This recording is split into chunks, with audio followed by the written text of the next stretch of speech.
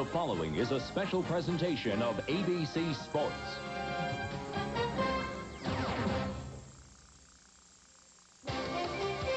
Yesterday morning, Boulder residents woke up to a familiar sight. Mother Nature had dropped 12 inches of snow on their city. Temperatures plummeted towards zero. But students on campus were unfazed. Hey, as the saying goes here, if you don't like the weather, just stick around for 10 minutes. It'll change. Folsom Field, meanwhile, resembled a huge outdoor skating rink. The grounds crew working overtime to clear the battlefield. You know what? They did. Today, it's cold, crisp, with just enough bite in the air to signal that none other than the Huskers are here.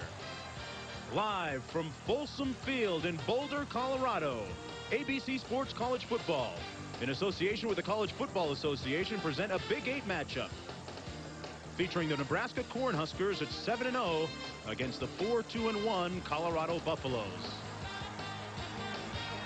Good afternoon, everybody. Mark Jones in the house, and welcome to the 52nd meeting between these two teams.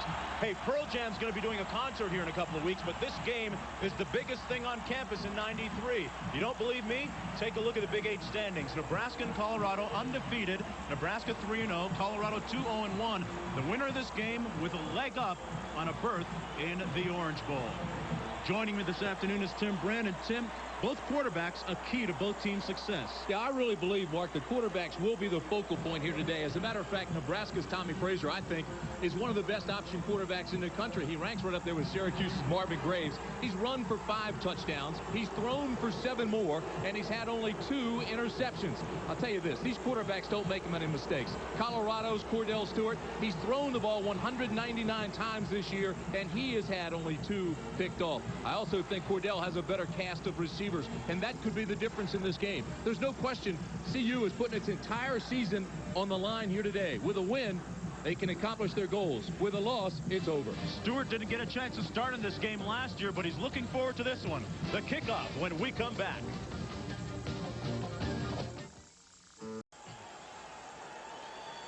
Well, just a few moments ago, Ragin' Ralphie all revved up and ready to go. 1,300 pounds of fury, all jacked up for this ball game.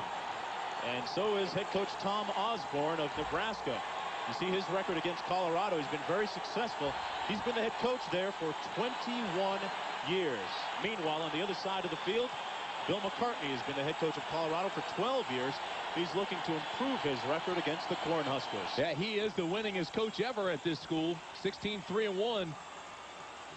Nebraska has won the toss and deferred, deciding to put their defense on the field.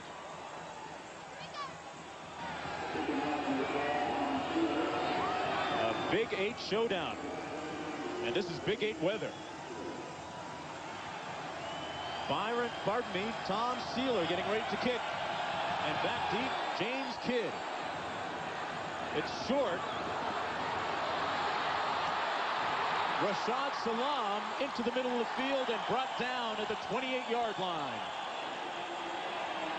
Starting quarterback for Colorado is Cordell Stewart. He's 6'3", 210 pounds, a junior from Marrero, Louisiana.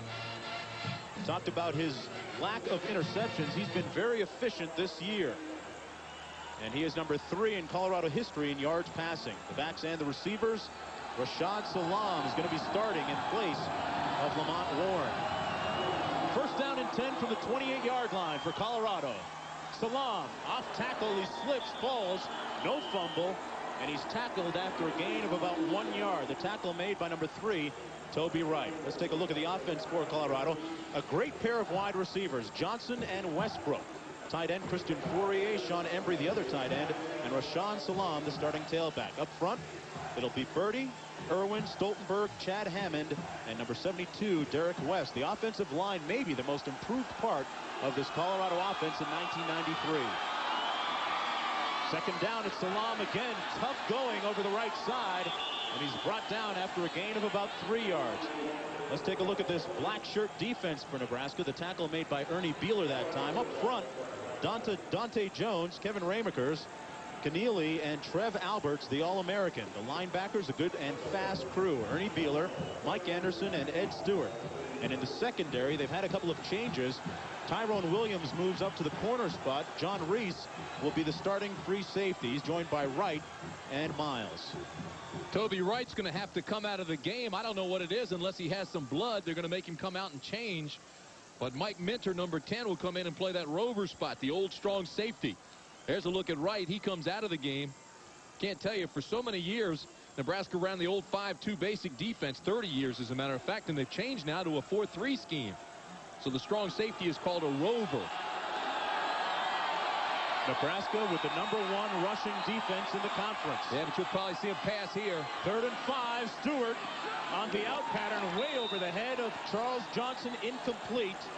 He was covered there by Tyrone Williams, and it's 1-2-3 punt for the Buffaloes on their first possession. Tyrone Williams, who was covered on that play, moves up to quarterback on this in this game because Dumas is out, the free safety, and the starting right cornerback, John Reese, had to move over to take his spot. So Williams moves up and did a good job that time. Mitch Berger of Colorado standing on his own 18-yard line, and back deep, number 2, Corey Dixon for Nebraska.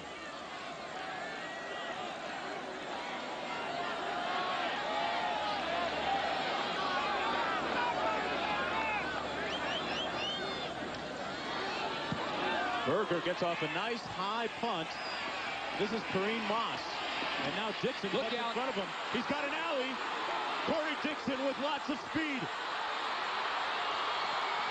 Dixon down to the 4-yard line. What a return. Dennis Collier finally brought him down from behind, but a return of 68 yards. So Nebraska fires the first salvo of the game, and a big bullet too. Boy, you could see Corey Dixon break this immediately because all the Colorado guys left their lanes and took an inside route. Once he got outside, he had 2 blockers, and that's all he needed. Lorenzo Brinkley came in and threw a good block. Here's Tommy Frazier on 1st and 10 for Nebraska.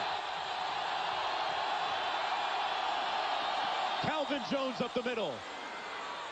That's Touchdown Nebraska on their first play, a 4-yard plunge.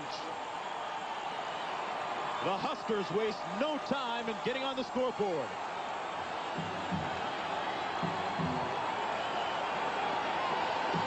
Boy, how emphatic is that?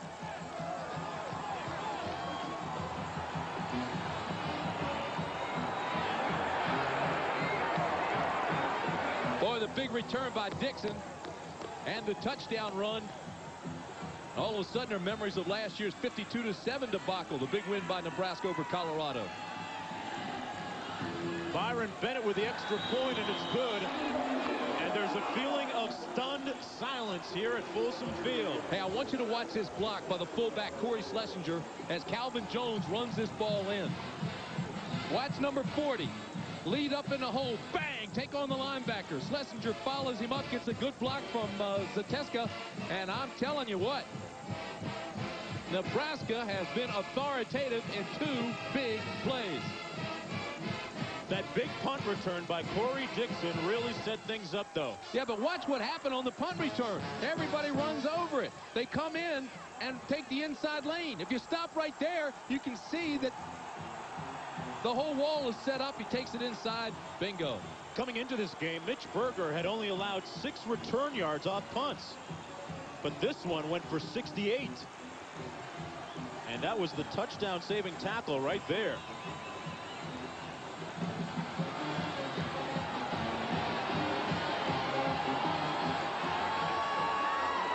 Boy, last year, Colorado lost 52-7. They started off in a very inauspicious way, and the same thing here in '93. Bill McCartney had his team ready for this game. He closed practices to the media earlier than usual, but so far it hasn't paid off. Sealer with the kickoff.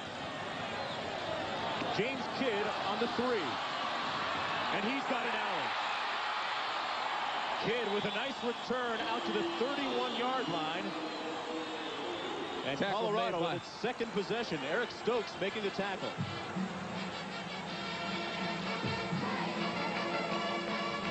So Cordell Stewart and the Buffaloes on the field for the second time this afternoon as we approach the 2-minute mark here in the first quarter.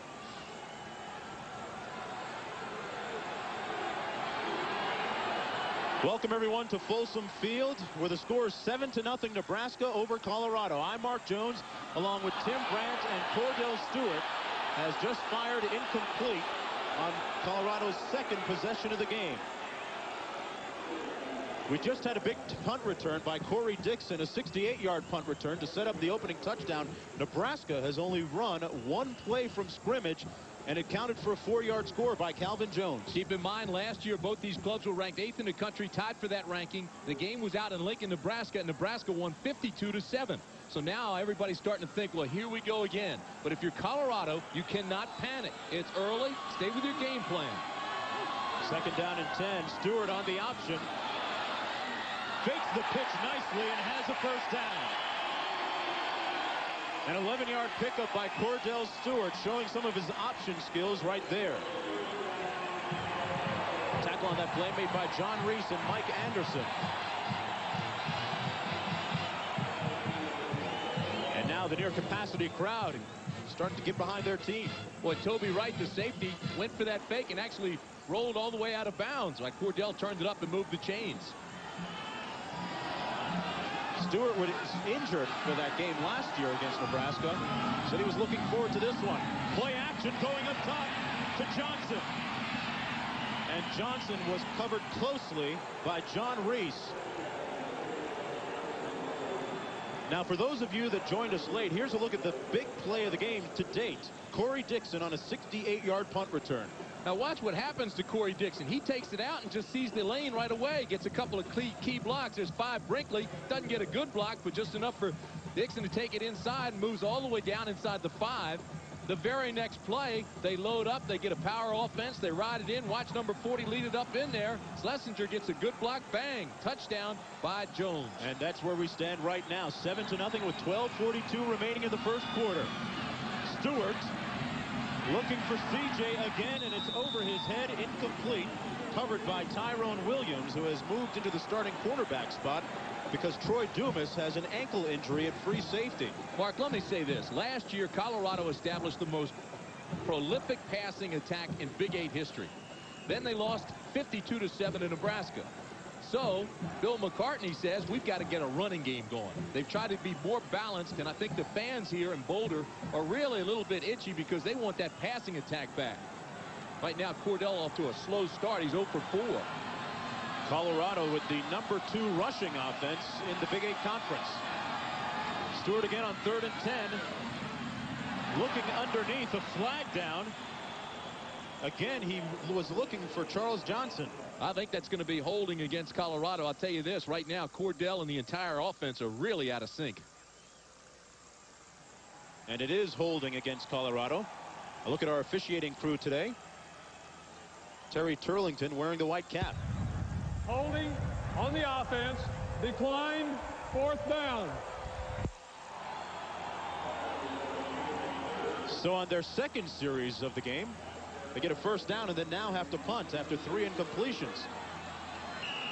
Dixon back again to return for Nebraska. He's joined by Kareem Moss.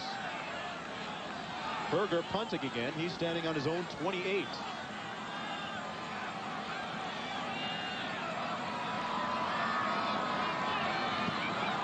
Berger gets off a nice end-over-end punt. It's Dixon again at the 15. Boy, Dixon is like a little jitterbug back there, isn't he? Dancing around, looking for space. A 45-yard punt by Berger, 14 on the return. As the Huskers take the field for their second possession of the game. We'll be right. Tommy Frazier is the starting quarterback for Nebraska. He's a 6'2", 200-pound sophomore from Bradenton, Florida. And as you look at his stats, you see he doesn't make very many mistakes. First down and 10 from the 28 for the Huskers. Schlesinger and Jones lining up out of the eye. Gerald Armstrong, the tight end, sent to the right side of the formation. Jones fumbles it. It's loose. Colorado has the ball.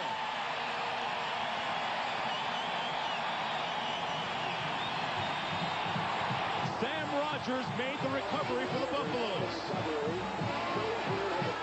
And they are in prime field position.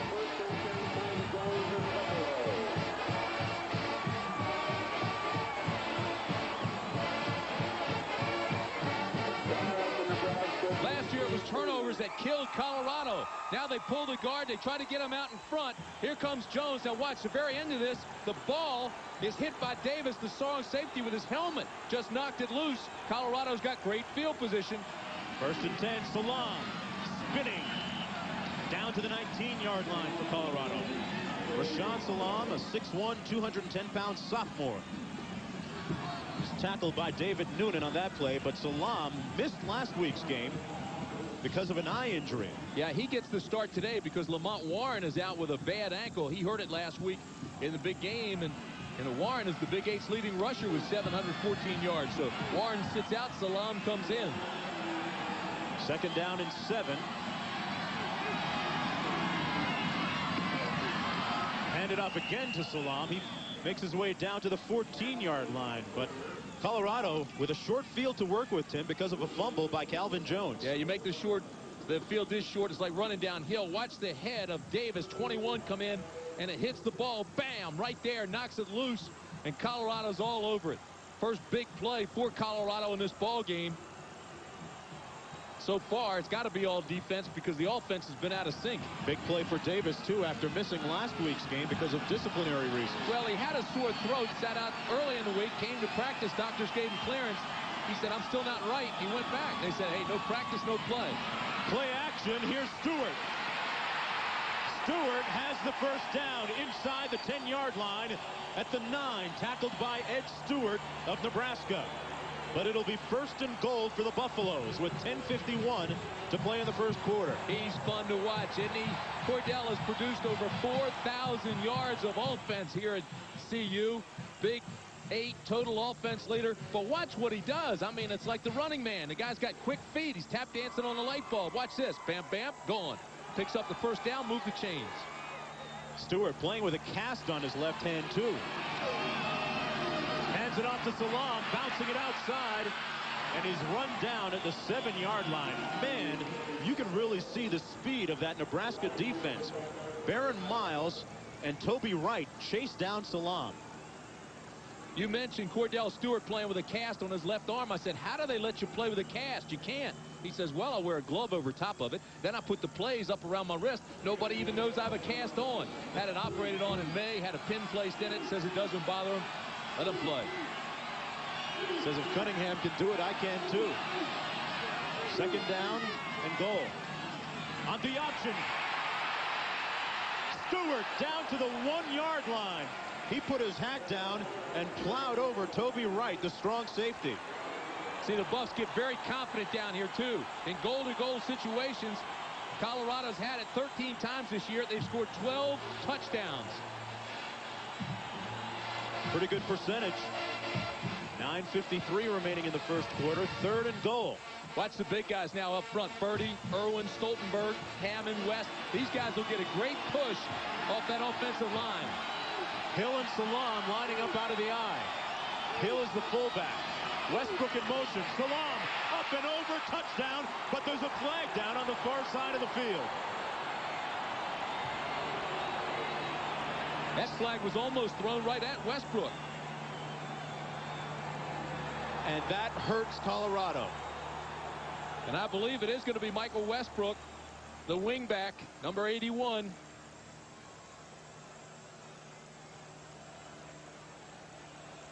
He went in motion, Tim. Not sure whether he broke up field or what.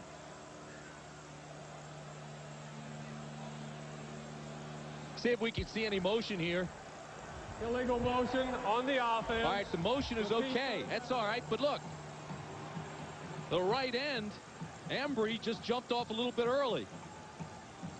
Little anxious. It was a nice run by Salam to go over the top, but it's all for naught. 3rd and goal now. The ball moved back to the 6-yard line. Westbrook split out to the top of the screen.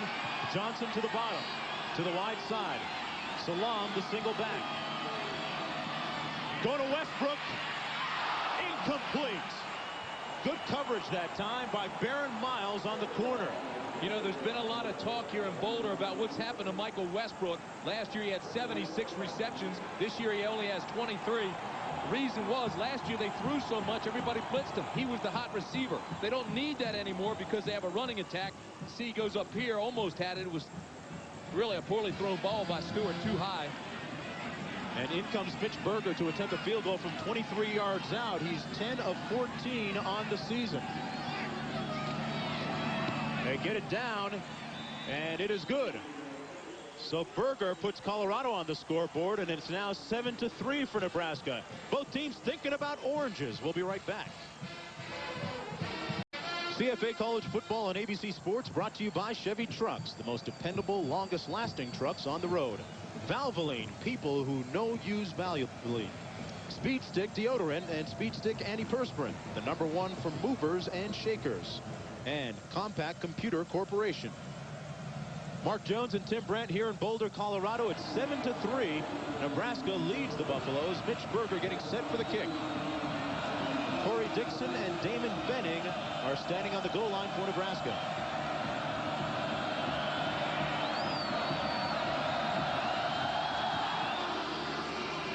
He rolls it down to Benning at the 3. He picks up the wedge and runs it out to the 34. Nice return by Damon Benning. It's cold here, but John Saunders is warm in New York. John, what's up? Exactly where you're supposed to be. Florida against Georgia. Last play of the game, Eric Sire to Jeff Thomas, but he drops the ball. Georgia had a chance to tie or perhaps win with a 2-point conversion. They lose 33-26. Meanwhile, for the 8th consecutive game, the Ohio State Buckeyes have scored on their first possession. They lead 7-3. Back to you, Mark. All right here, first down and 10. The ball in the 34 for the Huskers. Calvin Jones up the middle on first down. He's out to the 37-yard line. Okay, let's take a look at the backs and the receivers for Nebraska. Calvin Jones, the guy who just carried the ball, is the All-American candidate. He's put together a string of 100-yard-plus games. He's joined by Schlesinger, Armstrong, Muhammad, and Corey Dixon, who had that big punt return. Up front, a pair of bookend tackles, in Lundberg and Wiegert. And that is a very strong and muscular, athletic offensive line. Second down, Frazier with the waggle. And it's intercepted at the 49. Dalton Simmons for Colorado. Now the linesman says the ball hit the ground, that it was incomplete. Was he overruled? Side judge said interception. Line judge came in and said, no, it hit the ground. Take another look at this thing. Boy, I tell you what, it looked like Simmons had it to me. I don't know what the heck Frazier was doing trying to throw this ball or who he was trying to throw it to. It's third down and 8. Nebraska catching a break there. Frazier to Abdul Muhammad, the first down at the 48-yard line. A 13-yard pickup for the junior from Compton, California. Here it is again. You can see Frazier's off balance and just throws it away. Now here comes the cornerback Simmons. Does he get his hands under it? That's an interception. Hey, he should have had that pick. Yeah, Colorado should have the ball. At first they ruled it interception, then they said it hit the ground. I think Dalton had it. It's first down and 10, though, for Nebraska on the option. Here's Frazier. And down goes Frazier at the 44. Pickup of about 6 yards. And now let's take a look at that Colorado defense for you. Up front, Shannon Clavel, Kerry Hicks, and Darius Holland. The linebackers, very strong, very athletic, led by Ron Woolfolk, the All-American candidate. Sam Rogers also having a very good year. And in the secondary, Simmons, Collier, Davis back after missing last week. And he is joined by Dalton Simmons. 2 tight ends in now for the Cornhuskers. Jones spins off of one would-be tackler and is close to the first down at the 42-yard line of Colorado. Tim, what does Nebraska have to do to be successful this afternoon? Well, take a look at this. I think they have to sting the Colorado secondary because Colorado's had to move things around. For instance, Hudson was a strong safety, went to quarterback, back to free safety. They also think they can wear him down with the power eye. And, of course, Colorado defensively, they want to shut off that perimeter run and keep Frazier contained, and they want to stop that power eye. They want that challenge. They said, all right, if they think they can wear us down, bring it at us. We can stop it. It's Big 8 football. They're going to have a measurement down on the field. And now they've decided not to. 3rd down and about 1 for Nebraska. Double tight end set. Jones the deep back in the eye. Jones gets the call, and he's got the 1st down. Nebraska muscling their way up the middle. Ken Meelan and Joel Wilkes doing the job up front along with Aaron Graham. Say it was a nice play by Kerry Hicks, though, the nose tackle, to make that tackle. He penetrated, he got low, took his ankles, just didn't pull him back far enough. Colorado with the #2 rushing defense in the conference, going up against the #1 rushing offense in the conference. I'll tell you this, the Cornhuskers have run the option better than anybody in the country the last 2 weeks. 3 wide receivers in now as Nebraska goes on 1st and 10. Calvin Jones busy so far this afternoon. Let's talk about Calvin Jones a little bit as he's tackled by Shannon Clavel. Jones was hurt in the opening game for Nebraska in '93 against North Texas State, and he went to wearing a knee brace after sitting out a couple of games, missed 2 games, made 1 brief appearance in a 3rd game, got only 1 play for statistical reasons, and now has come off a string of 2 consecutive 100-plus yard games. Yeah, especially in the second half last week, he really returned to the old style, his quickness and cutting ability, and he does say that more flexible knee brace has made all the difference in the world.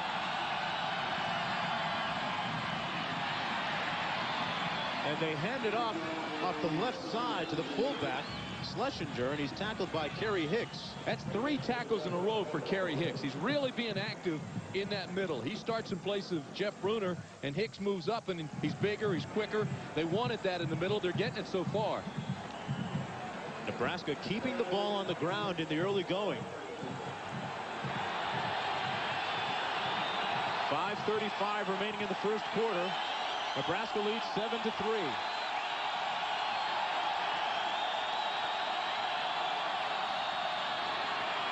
Frazier finds his tight end complete. Armstrong still on his feet. Gerald Armstrong rumbles down to the 9-yard line. You want strength? There it is, a 26-yard pickup. What a great story Armstrong is. He's a walk-on in 1989. He played JV. He got big. He's 6'2", 225. All of a sudden they said, hey, this guy can play. Watch him now. He doesn't have enough for the 1st down right here, but he breaks the tackle, slides off Simmons and Davis, and all of a sudden he's got some room and moved the chains again. Armstrong missed last week's game because of a hamstring injury. They're glad to have him back this week. Frazier hands it off to Jones. He could score. No touchdown. It's a touchdown. Calvin Jones goes airborne and finds pay dirt. His 2nd touchdown of the afternoon.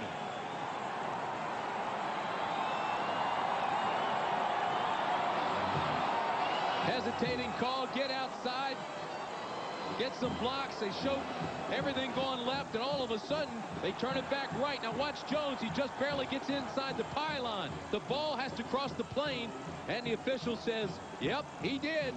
Well, he was right there on the spot to make the ruling, and he gave Jones the benefit of the doubt. Bennett now with the extra point, dodging some snowballs on the way, and it's 14-3 for Nebraska.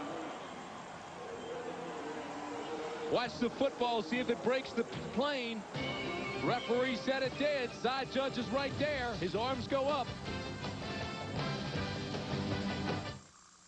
2 summers, 2 winters, 2 springs, 2 falls. All this, just $2.99 a month. The S-Blazer 2-year lease. Why drive an imitation when you can drive the vehicle that originated the species? Chevy S Blazer.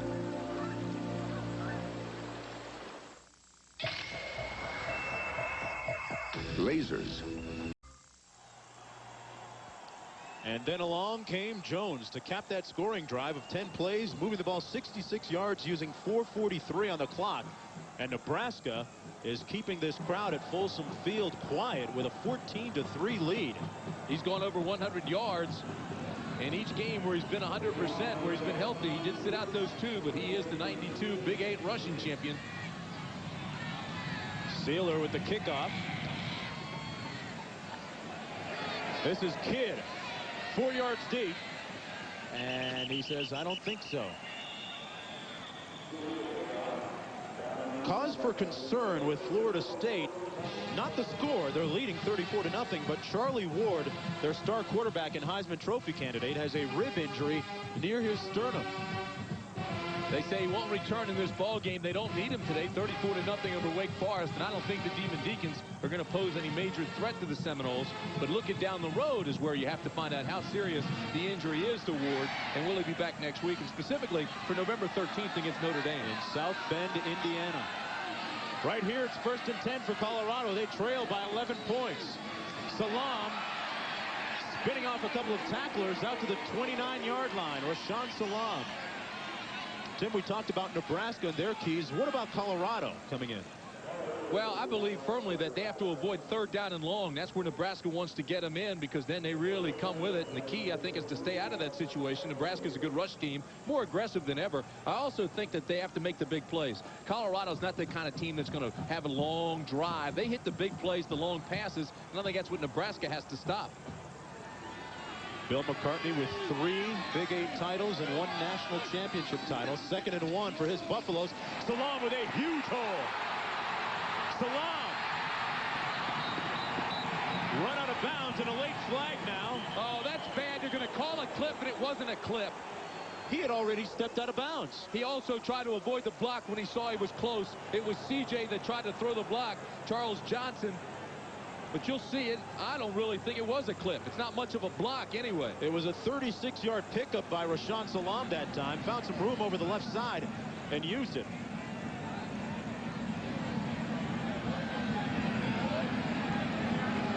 They needed a play like this. Stewart's 0 for 6. And it's against the Buffaloes. I tell you what, that's a bad call. I want you to watch the end of this play and watch number 9 coming in to throw a block, okay? Now watch his right arm. He sees it might be a clip, so he tries to avoid it. His right arm is behind him. Look, he's saying, all right, I'm going to stay away. And they called him for holding, for getting behind him, putting a right arm behind him, and that's bad. And it looked as if Salam was already a yard or so out of bounds, and Bill McCartney is hot about that one. Deservingly so. It's a bad call. I mean, Charles Johnson is a veteran. He knows what he's doing. He's a senior player. Now watch the top of your screen. Right now he sees I'm behind him. If I hit him, it'll be a clip. No, I'm going to stay away. Flag comes in. Well, they move it back a little bit. 1st down and 10. Salam cutting back that time, making his way down to the 38-yard line.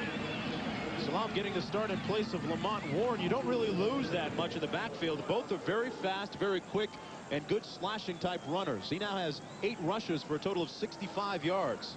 Again, Mark, I want to tell you, I'm sure people looking at this score see Nebraska 14, Colorado 3. They'll say, yeah, just like last year, 52-7. But Colorado can't panic, and I think they're in pretty decent shape for what's happened. Cordell Stewart is 0 for 6. That's not going to stay that way the entire game. Some call the law of averages.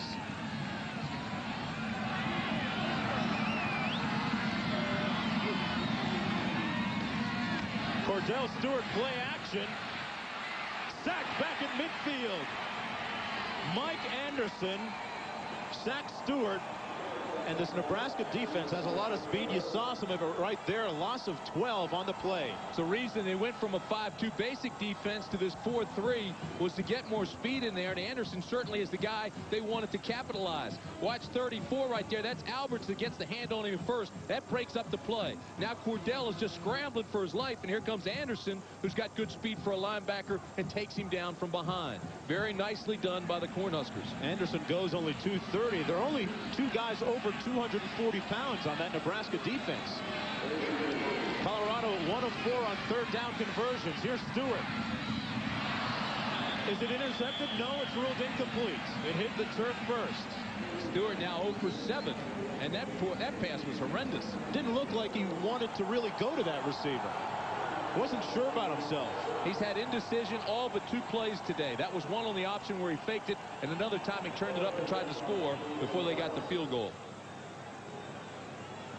The ball at midfield. Mitch Berger standing at his own 37-yard line. He's got 12 punts inside the 20-yard line coming into this afternoon's game. And he'll be trying to pooch this one, too.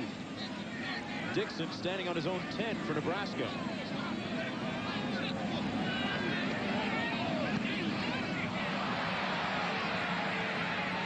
And it bounces back after landing at the 17.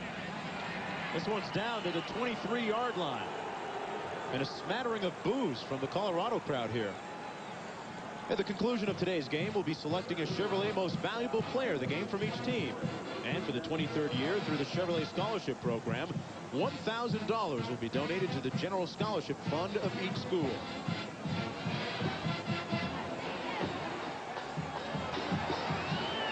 And Kansas State over Oklahoma 14-0 in the third quarter. Snyder has done a great job this year with Kansas State.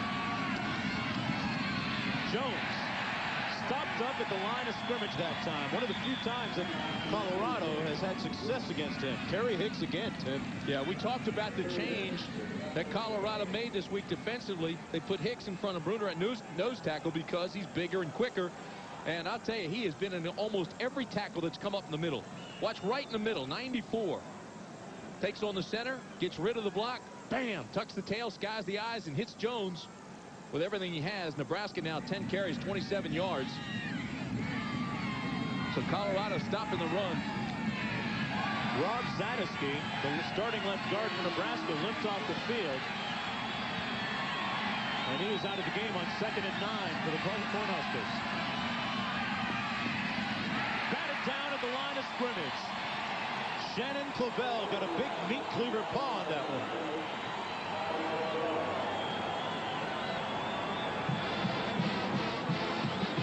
What's the bottom of your screen? You're looking at number 92. That's Shannon Clavel. He just takes his guy, and Lundberg hangs with him, and then all of a sudden he sees the throw, reaches up, gets the big bear claw on it, knocks it away. Corey Dixon coming into the game so far this afternoon. And it's still early. Nebraska, though, very efficient. They're 3 for 3 on third down conversions. 1:34 to play in the first quarter. And Tommy Frazier signals for timeout.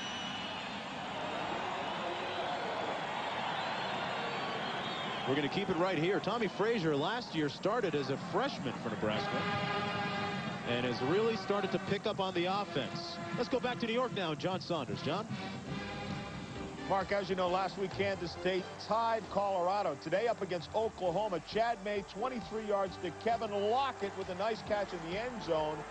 And Kansas State, yes, they are for real, leading Oklahoma 14-0. Back to you, Mark. As I said, Snyder doing a great job coaching that Kansas State Jayhawk team. They have one of the best secondaries in the country, let alone just the Big Eight. Jim Kelly has led the Buffalo Bills to 3 Super Bowls, but they've never won it all. This season, it's been sweet revenge. They've beaten the Cowboys, the Giants, and they hope to continue their sweep of Super Bowl opponents Monday when they meet the Washington Redskins. Bills at 9 Eastern, 8 Central. Bills heavily favored in that game, but the Redskins starting to get some guys back defensively. Charles Mann is back. Right here, 4 wide receivers for Nebraska. Abdul Muhammad out to the 40-yard line and a first down. They're now 4 for 4 on third down conversions. You know, I love the way Muhammad plays. He's only 5'9", 160 pounds. He's their big play guy. He's got excellent speed. This is his 17th reception of the year. They just drag him across the middle under the linebackers. There's nobody there. You know, Abdul Muhammad has a bullet in his buttock. Had it. Compliments of a drive-by shooting, actually hit him in the upper back and then kind of worked its way down into his butt. And they said, well, it's too close to the sciatic nerve. It won't hurt him as long as it's in there. We just don't want to go in, so he still has that bullet in there. Real courageous young man from Compton, California. And Corey Dixon is open. Dixon, he's going to take it to the house. Touchdown, Nebraska.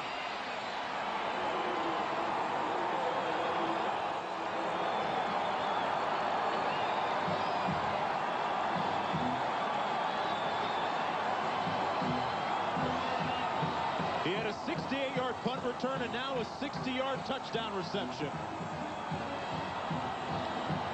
This ball is perfectly thrown, too.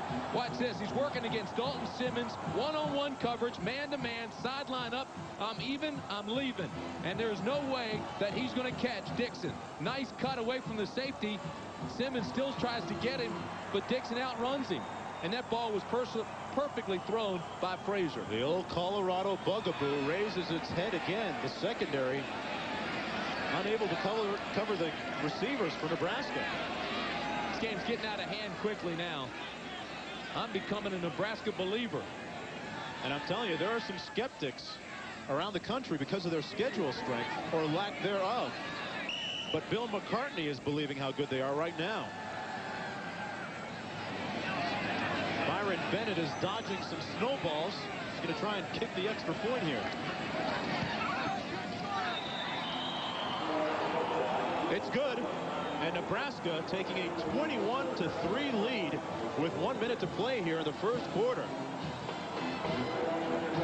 Corey Dixon with a couple of big plays so far this afternoon. Frazier gets good protection on this, and I mean, he just placed that ball perfectly for Dixon.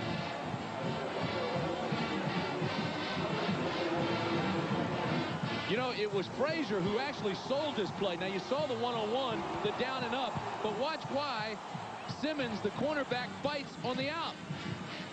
There's the pump. Now let's just go ahead deep. And he put it out there perfectly. He also got good protection. I mean, here comes Clavel, but that's like 10 minutes after the ball was thrown.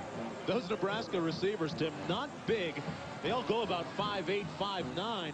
They call themselves the itty-bitty committee, but right now they have come up with some huge plays. Yeah, and Frazier, look at him. He's 4 for 6 now, 115 yards. And Tom Osborne saying, all right, just maintain your composure. We got a good lead. Just keep going after him. Don't let the crowd or the snowballs or anything else take you out of it. Look at that last scoring drive. 4 plays, 77 yards, 126 elapsed on the clock. But the big play, that 60-yard strike. Frazier to Dixon. And Colorado has got to get something going here. This is James Kidd, 4 yards deep. And the Buffaloes will start off on their own 20-yard line with 1 minute to play here in the first quarter. They trail 21-3. You know, Nebraska is a tough club to get a read on. How good are they? Well, they play an easy schedule, although I know Tom Osborne and a lot of the folks in the athletic department of Nebraska will tell you that's not the case. They did beat UCLA. UCLA's proven to be a pretty good ball club, but you put them in that national title contender situation, you say, well, wait a minute. How good are they? Well, now they're looking pretty strong. They're making a believer out of me right now. They felt that last week after the game they were starting to gel, and they've hit stride early here. Lamont Warren has checked into the game, a tailback, and he gets the call on 1st and 10. A nice gain out to the 28-yard line, a pickup of 8. And speaking of that Nebraska schedule, there's a look at it. They have pretty much worked their way through the tough part of it, Tim, that big game against Oklahoma on the 26th. Yeah, you know, that 76-14 score at the top against North Texas, that doesn't show me anything. UCLA game, that was a pretty good indicator. That was 14-13. I don't think anybody at that particular juncture knew how good UCLA was. But last week, like you said, against Missouri and, of course, against Kansas State, they really seem to be hitting their stride. They had to come from behind in that 27-13 win against Oklahoma State. And Colorado gets a first down right there. Warren running the ball again. Warren out of Los Angeles, California. He was tackled by Jones and Ed Stewart. All right, so it's 21-3. You say, what's the problem? Well, I'll tell you this. Last year, Colorado had the most prolific passing attack in Big 8 history. Right now, Stewart has not completed a pass. 0 yards passing. What the heck has happened? That's exactly the $64,000 question for that man right there.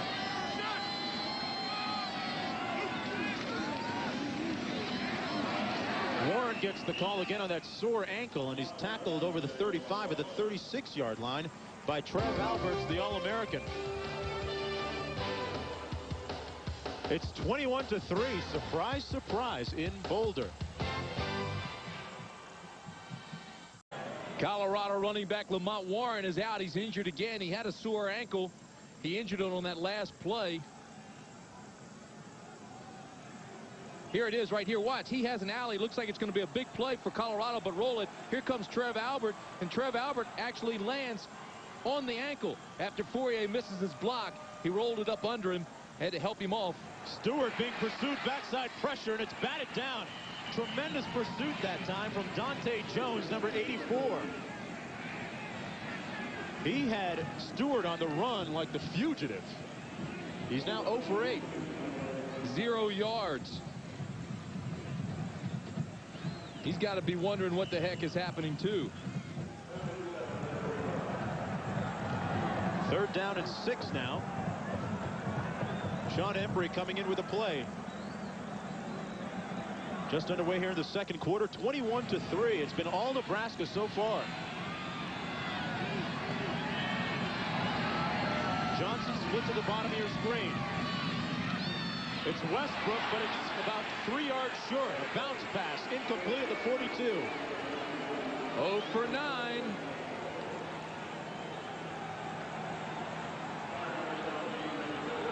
And the Jayhawks, pardon me, the Wildcats continue to pound Oklahoma.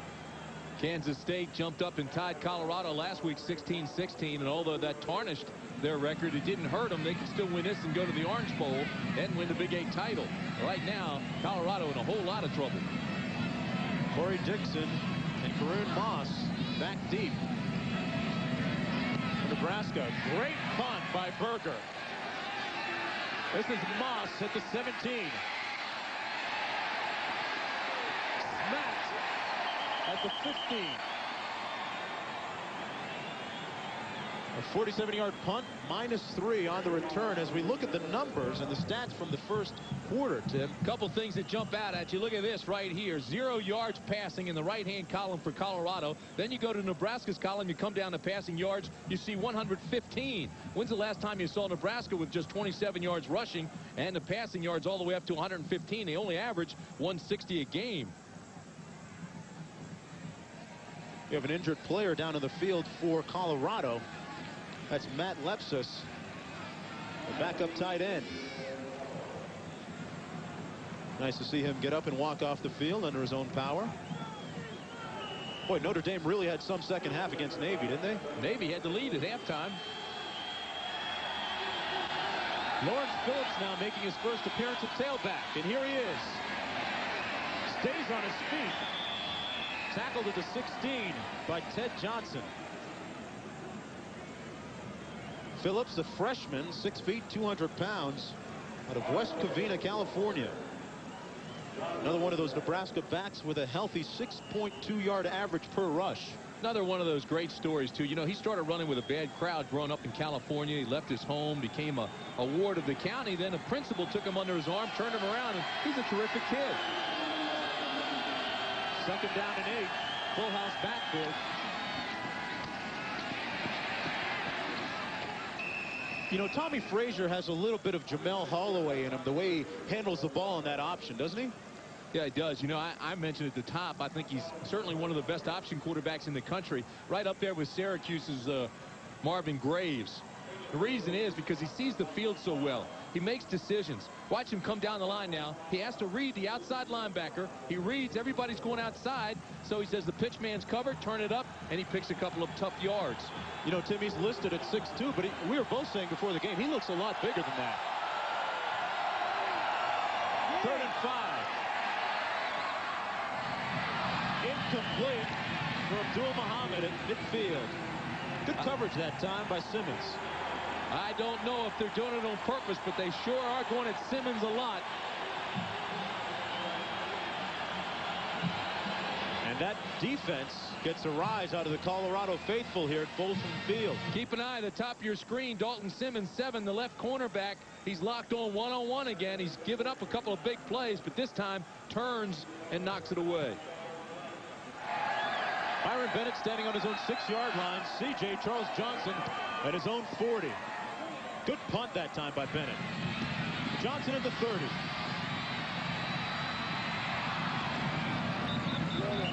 Tackled at the 37-yard line. A 50-yard boot 7 on the return. Nebraska with a 21-3 lead. Bill McCartney walking the sidelines. He's got to tell his players not to panic. Two things. Look, if the interception had stood, and when it was 1st and goal for Colorado before, and they got that penalty, you know, this could be a different ball game. That was the first time the defense had stopped Nebraska that last series all game. Stewart still trying to complete a pass, and he's sacked at the 25. Trev Alberts was in there first, and then Dante Jones came in to lower the hammer. A loss of 12 on the play. This defense came in with a total of 34 sacks. They've got 2 this afternoon. You know, he was named the weightlifter of the year by his teammates.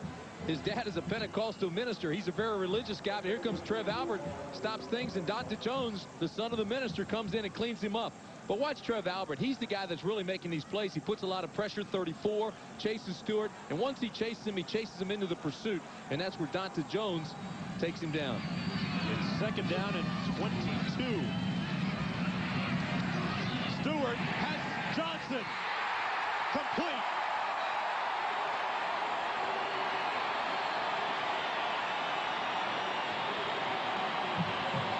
A 42-yard pickup for Charles Johnson, the All-American candidate. And Stewart completes his first pass of the afternoon, finally. Johnson gets his 38th catch of the year, too. Boy, that first completion was a long time coming for Stewart and for that guy, number 9, Charles Johnson. He's one of the best receivers in the country. This will be his 38th catch of the year.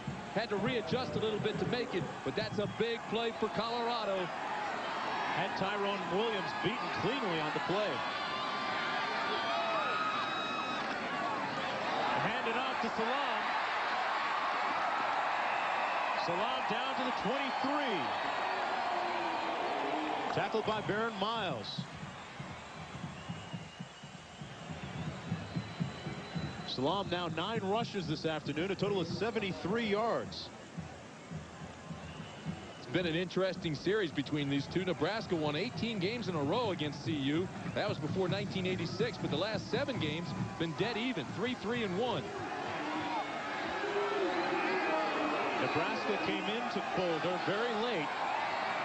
They practiced last night and flew in late. Here's Salam again. Finding a nice surge off the left side down to the 15-yard line. Trev Alberts making the tackle. First down, move the chains, good blocking up front.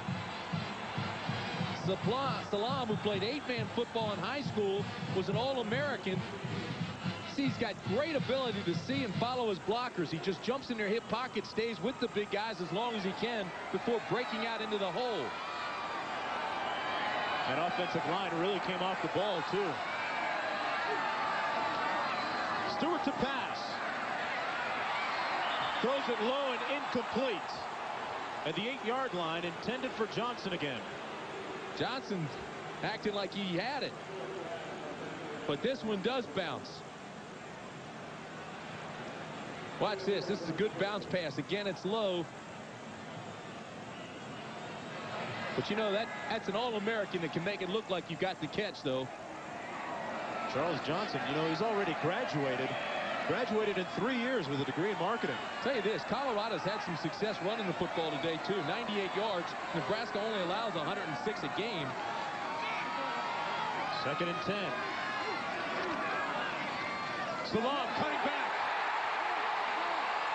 He fumbles it. Touchdown, Colorado.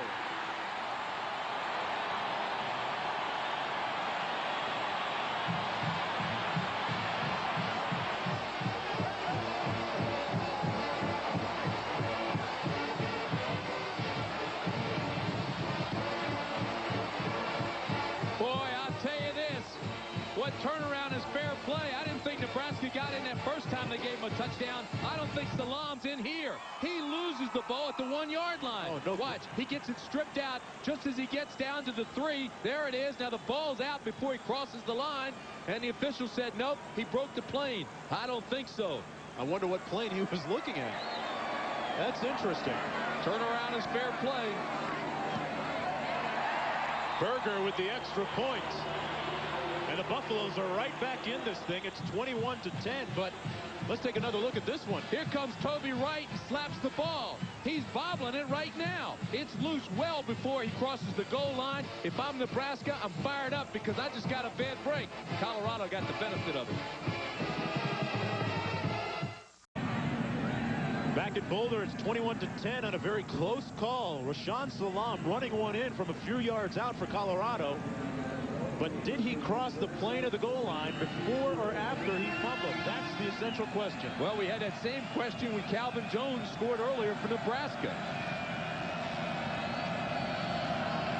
And it happened in the same corner of the same end zone.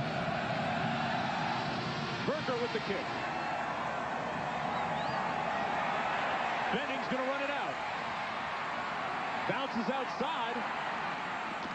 Oh, and drilled at the 23. Benning got rocked by T.J. Cunningham. T.J. stands for tough jolt.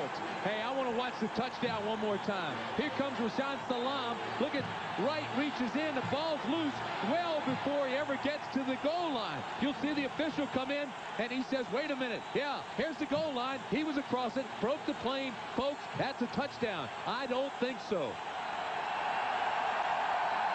This crowd fired up now.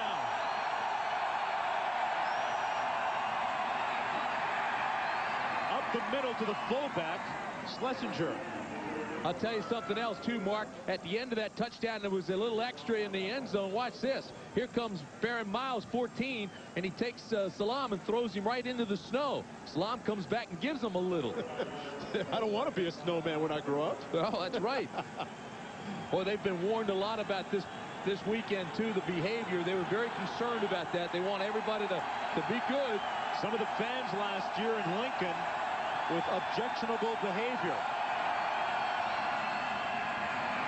This is Phillips out to the 34, and he'll be right near that first down marker, tackled by Brian Dyack. It was this Colorado defense that really got things going here. Stopped Nebraska on that last drive when they had the football. It was the first time they'd stopped them all day. And then all of a sudden the offense got some mo and scored. The one thing we haven't talked about, Tim, is that huge Nebraska offensive line and maybe the fatigue factor if they can wear down the Colorado interior line.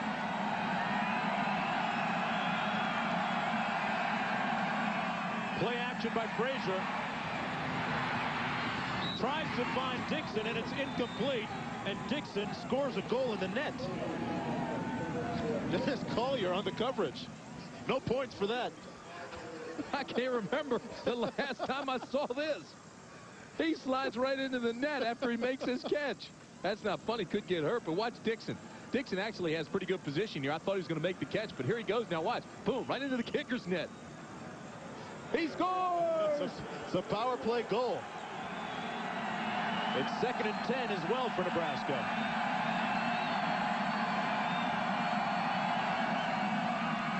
Popperwell in motion. Frazier keeps it, and he's stacked up at the 37.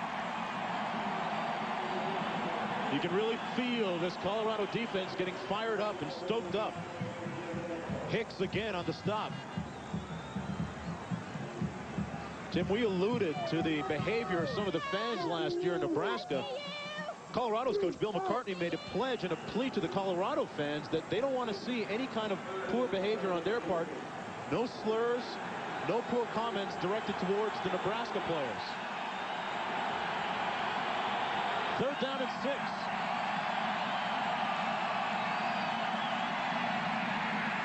Late pitch, and Phillips has a first down and more.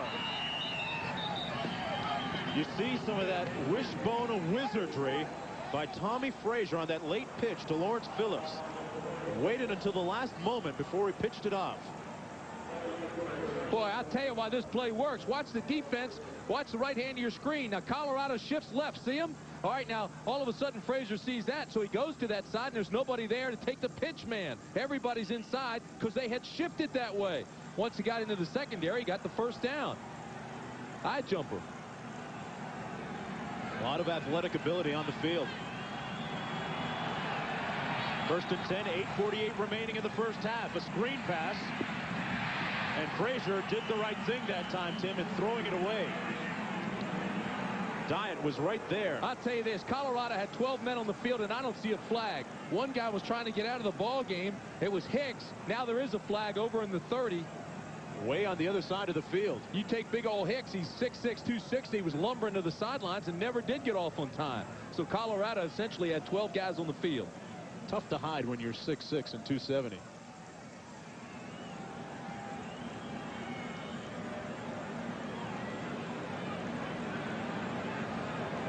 And the infraction is against Colorado. I'll tell you this, too. I think the coaches get part of the credit for that. It was a late substitution. Illegal substitution. 5-yard penalty. The player did not participate. First down.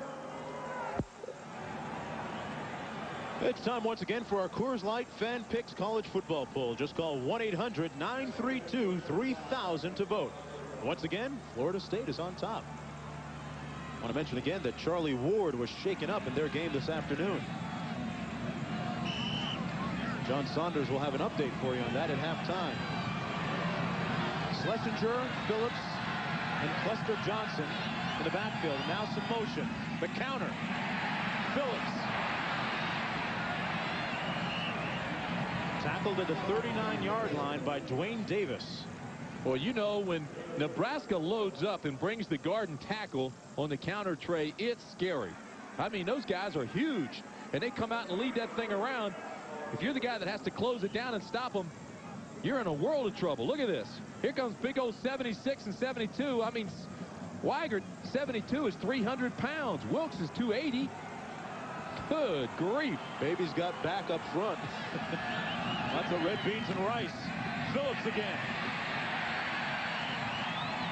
Tackled by Dyatt. The clock running with 7:55 remaining in the first half. Nebraska leading 21-10. This will be another big third down play for the Colorado defense, trying to fight their way back into this game. It's been all Nebraska. Early on, Nebraska was very efficient and very proficient on third down conversions. They're 5 of 6 on third down conversions so far. Full house backfield.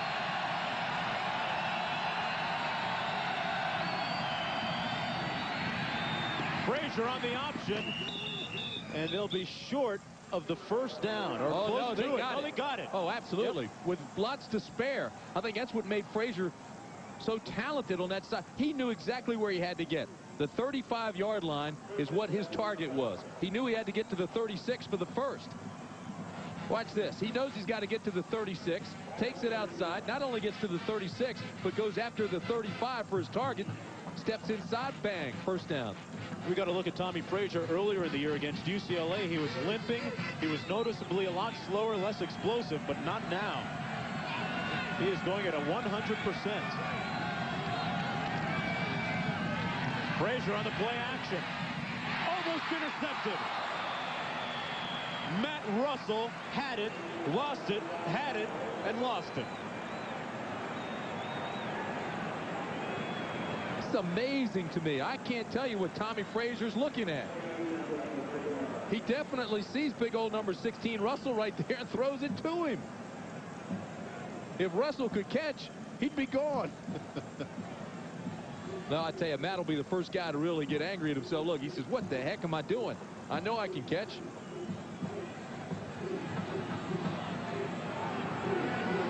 Sets up second down and 10. Colorado trying to stop the nation's third-ranked rushing attack. And Tommy Frazier, who leads that attack, calls timeout.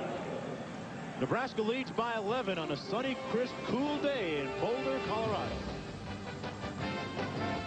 The game's available on PPV. Jones now back in the game, the deep back in the eye. They give it to the fullback, though, Corey Schlesinger. You know, Calvin Jones got a good long break there. I remember talking to Frank Solich earlier in the week, the offensive coordinator for Nebraska. He said he wanted Jones fresh for the fourth quarter, so he wanted to rest him at the end of the first half and in the third quarter. So he's now had his rest. He'll also sit down a little bit in the third quarter, so CJ can be fresh. Jones out of Omaha Central High School. It's the same high school that produced Gale Sayers. Doesn't have big numbers right now. 3rd and 10. Timeout again for Nebraska. Play clock was down to 4. His guys weren't even close to being set, so Frazier said, I better take a timeout here. Tom Osborne has come to epitomize everything that is Nebraska football. Right now they lead. Sunday, Monster Bash weekend concludes with special Halloween episodes from America's Funniest Hour. First, you're in for a scream on America's Funniest Videos, then an all-new Funniest People. America's Funniest Videos and an all-new Funniest People Sunday. Sunday. I bet you were a cute kid. I'm still a cute kid. When super smart kids take over Metropolis, We've got the town wired. will the young Einsteins figure out who Superman really is? How come you're not wearing your suit, Superman? Lois and Clark, Sunday. Just an absolutely beautiful late fall day for a college football game. 21-10. A little snowfall a couple days ago, but it is clear now. Frazier with the inside pitch. And Jones is brought down to the 33 by Shannon Clavell. So they're short of the first down. And Boy, will they go for the field goal? What a huge play that was by Clavell, too. You know, they say he improves every week. He had 40 tackles, 6 for losses, 2 fumble recoveries, and an interception. They tried to use that little Utah pass, and Clavell just shut him down. It's a high percentage pass, but that time Colorado's defense had it read well. In comes Byron Bennett now to attempt a field goal from 50 yards out. He is 6 of 7 on the year, has a long of 48. This would be a career best. He's got leg, and it's wide to the right. He had enough on it, but he was off to the right. And the Colorado defense breathes a sigh of relief. Well, there's no question it was wide, but boy, did he ever get a lot of leg in that thing. Normally, when you're going after a long field goal like that, it takes some of the height out of it, flattens it out. But I tell you, he got all of it and just left it out to the right side, just pushed it. There appears to be a bit of a swirling wind here, so we're not sure whether he had a wind at his back.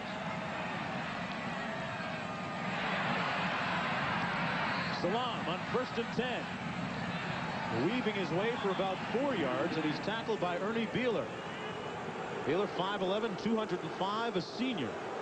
No flag. The fans booing now. They wanted offsides on the defense. They thought that Nebraska jumped a little bit on the interior line. Salam, Tim, 12 rushes, 103 yards.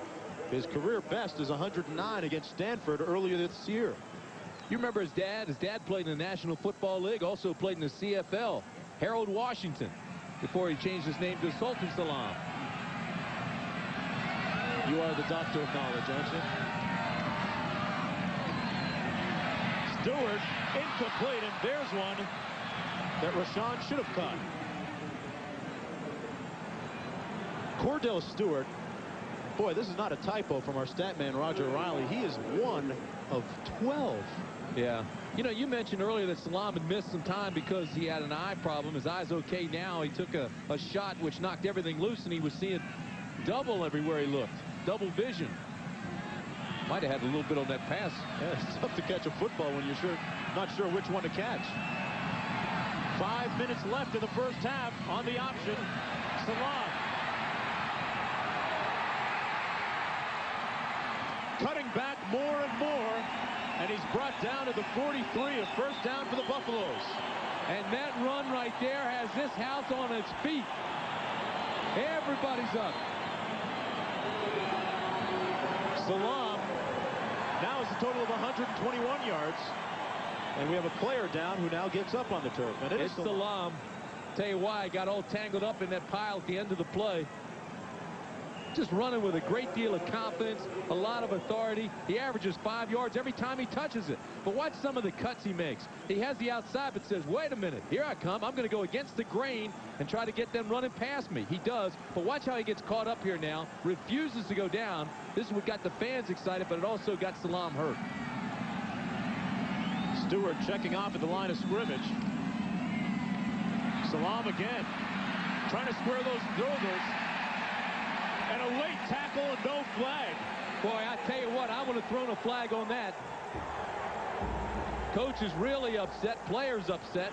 Tyrone Williams was in the area and received a stiff arm. Well, the stiff arm is legal, though. That's a good play by Salam. But then he got hit late after he was way out of bounds. Watch this. All right, that hit is okay, but watch. Number 3, right, the safety loads up and hits him out of bounds. Hit him right in the head. No flag. Ball's on the 38-yard line. 4:23 remaining in the first half. Second down and 3 for Colorado. And a timeout down on the field. We have some whistles as James Hill checks into the Colorado backfield. Bill McCartney in his 12th year.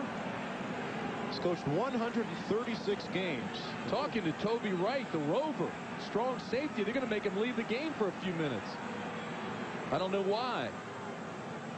And there was no flag. Well, once again, Mike Minter comes in. They're looking at something on his hip. I don't know what he's carrying down by his hip pad. Maybe he's not wearing a hip pad and they're going to make him leave till he has the proper equipment. It's not like he's fixing anything on the sidelines there, though. No, but did you see they were looking down on his hip? James Hill, the lone back. Complete to Charles Johnson. Johnson tackled right near the first down marker by Baron Miles. First down, Colorado. A great set of receivers, Charles Johnson and Michael Westbrook. Just look at the numbers. They tell the story. Westbrook with 121, and Johnson with 107. And we've talked about Westbrook's receptions being down this year. And Tim, you explain why. He's not the hot receiver this season. Well, they don't really have a hot receiver. Teams aren't blitzing him as much because they're running so much. And they run it again here. Salam over the 30 down to the 29-yard line. Somehow we have to get an update on Toby Wright, the strong safety. They made him leave the game. I'm not sure why, but he hasn't come back in. Ed Stewart made the tackle on defense that time on Salam. 3:38 remaining in the first half. There's a look at Wright. He's just socializing right now. And you can bet they didn't pull him for that. He's going to come back in, though. He put that helmet back on. 2nd and 8. Stewart out of the backfield, completes it to Salam. Oh, can I get some fries with that shake? Made a nice move, but couldn't shake the second guy. And he's tackled by Williams at the 27. Salam showing some of his receiving skills out of the backfield that time. Made a nice move, but brought down by Williams. Williams, as we mentioned, moved up to the starting corner spot. John Reese moved into the safety spot. Last week, Kansas State used an 8-man front against CU. It worked. They took some risks, and Buffalo never made them pay. Nebraska's been doing some of that. 3rd and 5. Salam, nice tackling that time by Toby Wright. He's back in. And he let Salam know about it, too. Less than 2.5 minutes to play in the first half. I can't figure out why they made him leave. Mitch Berger now coming in for Colorado with the clock running. Berger going to attempt a field goal from 43 yards out. Berger, 10 of 14 coming in. He's made one this afternoon. Coming out of the hold of Duke Tobin, the backup quarterback.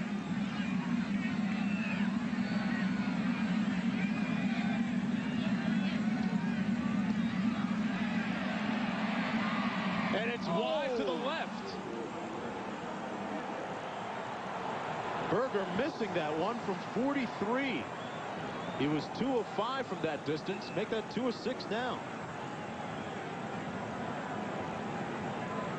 That was awfully close. You know, the ball has to go over the top of the upright.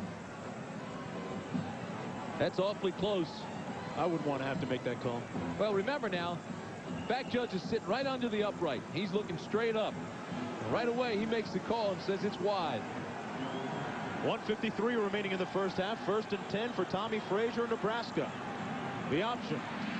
Jones back in. Calvin Jones down to the 31. Well, as we talked about earlier, it was a pad on his tailbone and on that hip. Didn't wear his girdle pads, and so they said, hey, listen, no pads, no play. Get out of here and get some, and he did for his own protection. Now, how many times are you going to see that one called in a year? Well, you very rarely do. I remember my senior year, I very rarely, if ever, wore pads there, knowing that if the referee saw it, he would make me leave. Jones again brought down to the 34. Nebraska with no timeouts left. And coming up at halftime, lots of scores and highlights on the Prudential Halftime Report. John Saunders with all of that and more for you. We approach 1 minute remaining in the first half. Nebraska came out and stunned this crowd early in the game. And they lead by 11. To the short side of the field, Frazier, a flag down. Back at the 38. We'll have to see what that's about.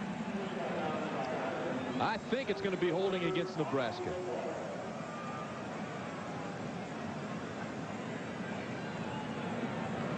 Frazier on the option. Nebraska hasn't thrown a lot this afternoon, but when they have, they seem to have made it count. This looks more complicated than holding, huh? Face mask. Against Colorado. Let's take a look at it. Take a look right over the center. You want to control his head, move him out. Bruner just reaches in, grabs the face mask, pulls him down. Says, hey, Aaron Graham, you're going down with me. I got your face.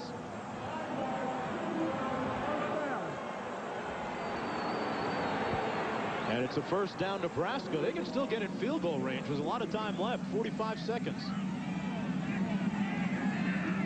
3 wide receiver look this time by the Huskers.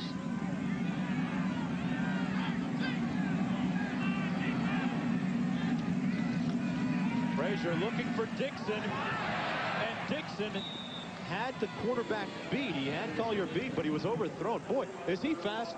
Another flag down. Again, Nebraska has no timeouts left. Bennett's career-long field goal is 48, so they have to get down to the 31-yard line.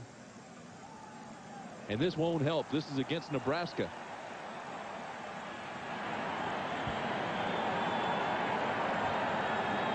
Osborne sending the play in from the sidelines. Watch the all-22. You watch the safeties. The safeties all of a sudden go to the left. Hudson, 47's back in the midfield. That means one-on-one coverage with Collier and Dixon. Fortunately, the ball was overthrown for Colorado. Unfortunate for Nebraska because Dixon was open. And Tim, that penalty against Nebraska was their first this afternoon, so they've shown a lot of discipline this afternoon. First and 15. Frazier completes the pass to the near sideline. That's Abdul Muhammad out of Compton, California. Pickup of 17. And a first down for Nebraska. 35 seconds to play in the first half. Clock stops long enough to move the chains. Already Nebraska up on the line. Again, Bennett's career long is 48 yards, so they need to get down to the 31 to be in his range. That wasn't an easy catch by Muhammad either. Backside pressure, but he gets rid of it. Oh, he had his man open, but couldn't find him. Popplewell was underthrown as he had run a slant pattern and was open. 24 seconds to play in the first half. One of the few times that Tommy Frazier has missed very big this afternoon. He's 6 of 12, a total of 133 yards.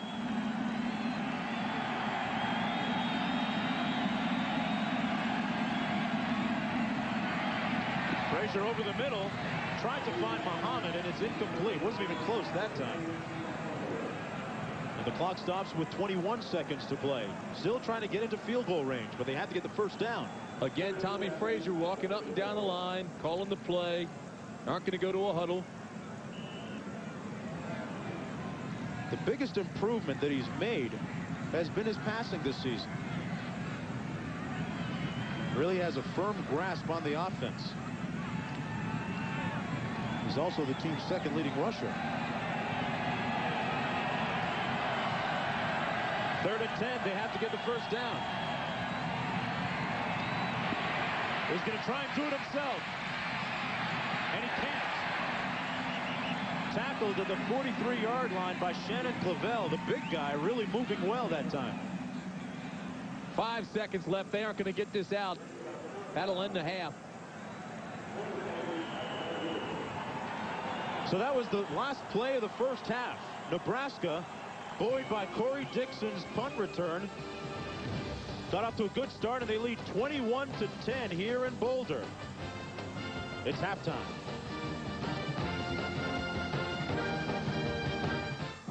CFA Canada. Back in Boulder, Colorado, the score as we look for the beginning of the third quarter, 21-10. Nebraska leading Colorado. Tim, this game has been characterized by controversial and close calls right from the very beginning, actually. I don't think there's any question about it. Nebraska got out to an early start, but I want you to watch this. This was the first touchdown that was controversial. Now, they say he got inside the pylon there. The side judge is right on top of it. It looked to me like he was way outside, but Calvin Jones was awarded the touchdown anyway. You see the side judge pointing to the pylon. Now here comes Salam, and they say that he got across the plane as well, but you'll see number 3 right, the safety right here, strip the ball out. He's bobbling it at the 3, loses it here at the 2, and the side judge comes in and says, hey, hold on. You can see it. He was across the plane. That's a touchdown. 2 very controversial calls. 2 touchdowns I don't think should have been awarded. And then there was the interception that wasn't ruled an interception by the officials on a potential Colorado play. Tom Osborne's team coming in at 7-0. They are undefeated, 3-0 in the Big 8. Bill McCartney's crew 4-2-1 overall. They are 2-0-1 in conference action. And here's the kick for the third quarter.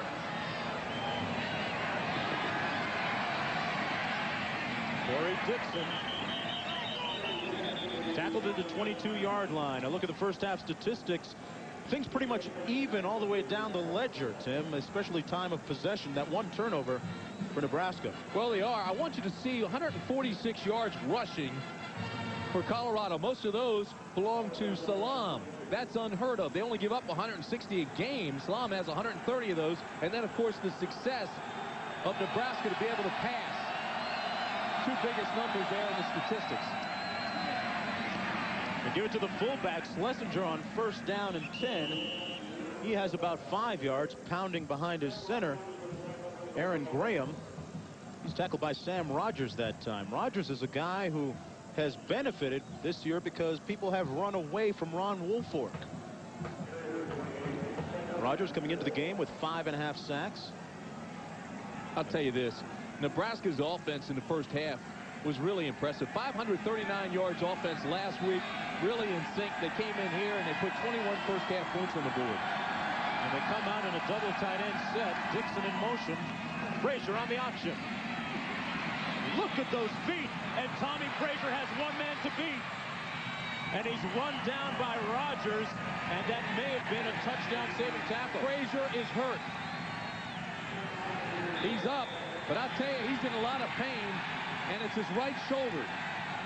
26-yard game, but that could be costly. Sam Rogers is 245 pounds, Tim, and it looked like all of it, and then some landed on that shoulder. Rogers is big. As a matter of fact, at one point in his career here at Colorado, he was a nose tackle. He had a huge game last week with a sack and 13 tackles. But he comes in here, and you watch the way he lands. He goes, and his whole body is on top of Frazier, and Frazier has all that weight come right down on that right shoulder. You see him wince in the pain immediately. So they change quarterbacks, and Behringer comes in. Brooke Behringer, 6'4", 205 pounds, a sophomore. He's 14 of 19 on the year. Jones on the handoff. Off tackle on the right side of the line. He has about 4 yards, but that last play could prove to be critical for Nebraska. Well, Behringer is a sophomore. You mentioned his numbers. He has 2 touchdowns, no interceptions. So he's actually made some pretty good decisions while he has been in the game. But you're right. There is a lot of pressure on that young guy coming into this game against Colorado. Medical staff still working on Frazier, but at least Frazier's walking around now. But I'll tell you, that right arm doesn't look good. No, he's not moving it at all. They're going to take him in. Schlesinger fumbled it for a while and then got it back. You'll often see that, Tim, when you bring in a new quarterback. They're taking Frazier into the clubhouse. They're going to have a look at this. They're going to have the doctors take a look, get those shoulder pads off. Frazier, more than just the leader on the team, he's a spiritual leader as well. Biggest concern right now is if, in fact, that right shoulder is separated. If anything is torn or if it's separated. We'll hope to pass along a report on Frazier as soon as we get word. For now, Behringer's the man. Dixon in motion. Looks for his tight end, and it's incomplete. Gerald Armstrong dove for it, but couldn't hold it in. Now, Behringer has played in all 7 games this year, but he hasn't thrown a lot. This is a very football-savvy crowd here in Boulder, too. They know the impact of that Rodgers hit on Frazier, and Frazier going out of the game. They are really in tune now with this ball game. Byron Bennett going back to punt. It's a great spot on the field for a fake. If you're on the defense, you have to be very well aware of that. A footnote, he has 8 punts inside the 20, and he aims for the coffin corner here, and he doesn't get it. Bounces into the end zone, and Cordell Stewart's Colorado Buffaloes will get the ball on the 20-yard line, and you can feel a little momentum swinging their way. It's 21-10, and let's see how we got there. Calvin Jones, after that big punt return by Corey Dixon, punched it in from 4 yards out. Berger came back for Colorado with a 23-yard field goal. And then Jones again over the top on that controversial call. Dixon again with a big play on the out and down pattern. Then Salam on another close call for a touchdown. And it's Salam again. Over the right side of the offensive line, running over Tony Birdie and Heath Irwin. He was tackled by Trev Alberts and Terry Keneally. What a game Rashawn Salam is having now. 137 yards on the day, and we're only early in the 3rd period. He came in with a total of 399. 2nd down and 3.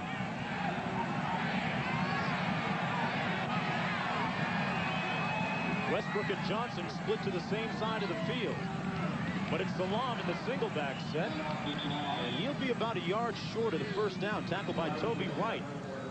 Wright's been all over the field this afternoon. He sure has. He caused that fumble we saw in the controversial touchdown. But you mentioned it'll bring up 3rd down and short. And that's the key for Colorado. They want it to stay out of 3rd and long at all costs because Nebraska is a good rush team, more aggressive than ever. And now by bringing up 3rd and short, Nebraska really can't lay their ears back and come. Fumble on a snap. Stewart was lucky to fall down on it. Cordell has really had a tough afternoon. Hasn't he? He's 3 of 14 passing, and they fumbled the snap there. He just dropped it. Look at that. Never really had it. Pulled away. He's lucky he got it back.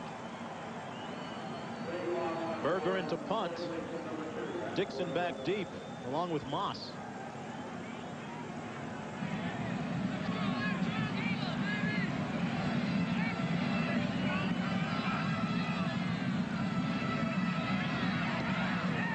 Berger with a returnable punt. This is Dixon.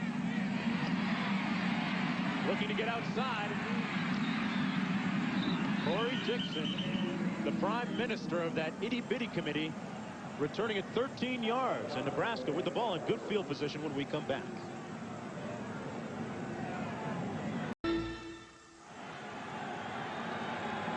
Well, it is Brooke Behringer's team right now. He's from Goodland, Kansas, 6'4", 205 pounds, a sophomore. This is his 2nd series after Tommy Frazier, the starting quarterback, went down with an apparent shoulder injury. He's back to pass. Had Dixon and couldn't find him. This game has plenty of implications. Here's a look at the Big 8 standings. The top 3 teams. Colorado at 2-0-1. Nebraska undefeated at 3-0. Oklahoma losing today against Kansas State. The winner of this game would have a leg up on the Big 8 championship. And of course, an automatic berth in the Orange Bowl.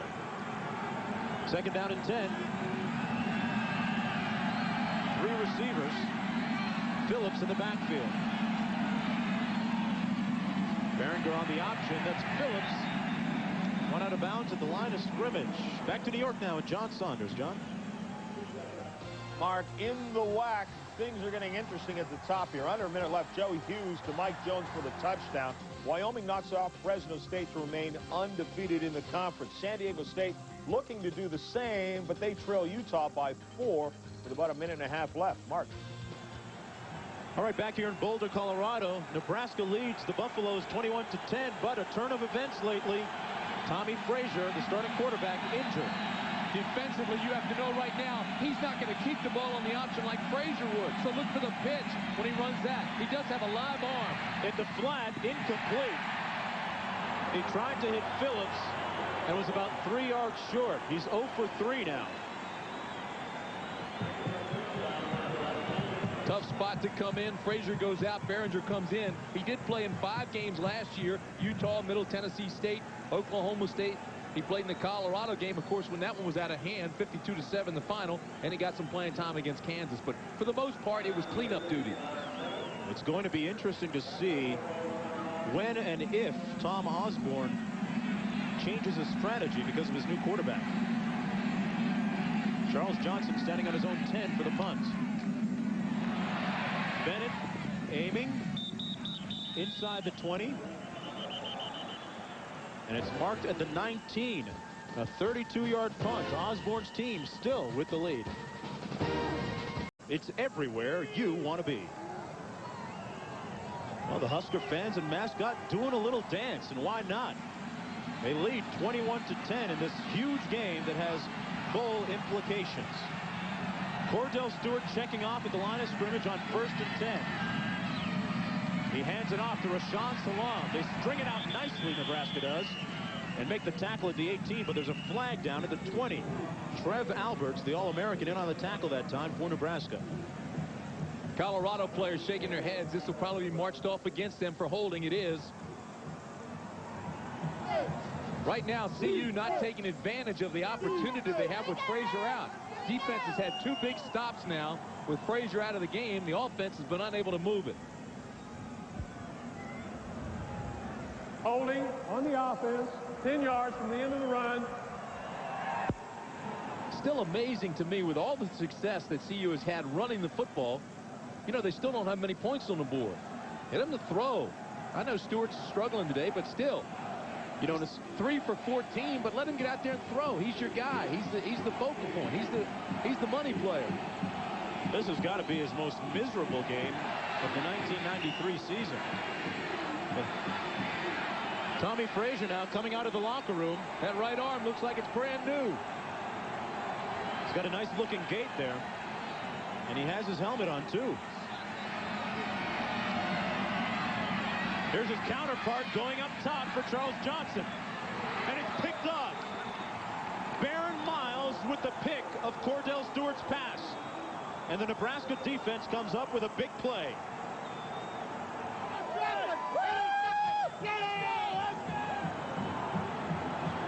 That ball was so poorly underthrown. That was a gift. Watch Johnson. Gets even right now on Miles. He's ready to run by, but Miles readjusts to the ball. It's underthrown, and he makes the pick. Stewart has gone 90 pass attempts without an interception before this one. And look who's back in the game. He came back to claim his team, Tommy Frazier. He hands it off to Lawrence Phillips that time.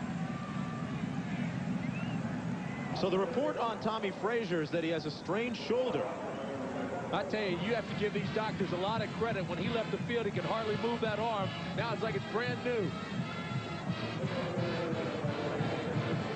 You can bet he's still feeling some pain, though. 2 tight ends set for Nebraska. Frazier on the option. Slides off of one. How tough is Tommy Frazier? That tough. And now to our other tough guy, John Saunders in New York. Mark, Southern Miss facing Alabama. Brian Bergdorf in for Jay Barker, who's injured, to David Palmer, who sometimes catches him, sometimes throws him, or just runs him in. 26-0 the lead there.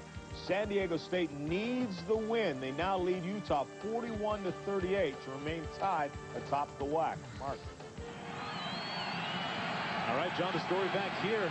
Tommy Frazier coming back into the game after 3 series by his backup, Behringer. Lawrence Phillips again on a little misdirection, and they go in the wrong direction.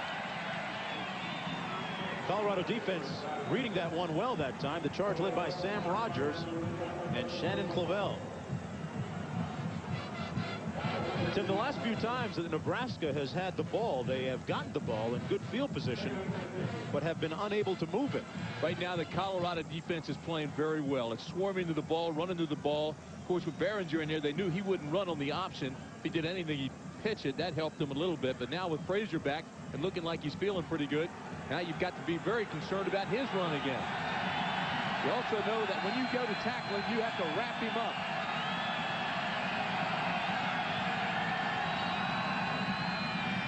Frazier has a man open, Dixon, and he overthrows him.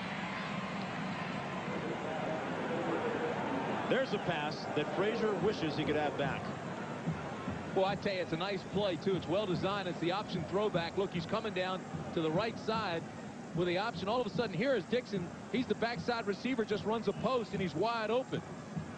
This should have been a touchdown. But this play was set up by Frazier. It was the option. He pulled up, and he did have some pressure on him. Just overthrew it. Let's remind everybody, but that it's his other shoulder, not his throwing shoulder, but the left shoulder that was injured. He's going to pass again. He threw a duck incomplete for Abdul Muhammad. Well, I tell you this, Frazier got tagged pretty good again, this time by Ron Warford. Take a look at this, and Frazier feels it too. Left-hand side of your screen, number 56, Warford. He sees he's got a free shot at him. Boom, come in and make you pay. Next time, Frazier will be looking for him. Here's what I want you to do. Just watch Frazier's head after the hit. It almost comes off. Byron Bennett now in for Nebraska to attempt a field goal from 52 yards out. It would be a career long. And that one is no good. It may have been tipped at the line of scrimmage.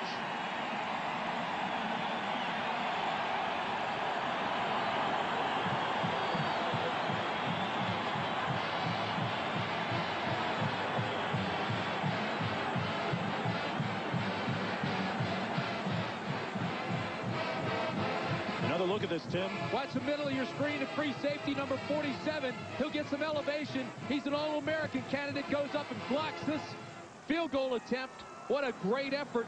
He's 5'11", 190 pounds. He leads the league in interceptions. Now he gets this block. They've moved him around. Look at 47 get up. Oh, my. Oh, that was definitely touched, yes. Chris Hudson. Moved him around from strong safety to cornerback to free safety, and watch 47 go up and locate the ball. Once he locates it, knocks it away. That is a great, great play. Hudson should have had an interception against K-State last week. He's been thinking about it all week. That play cost them a touchdown, but he comes back here with a big play. Stewart, short again for Charles Johnson.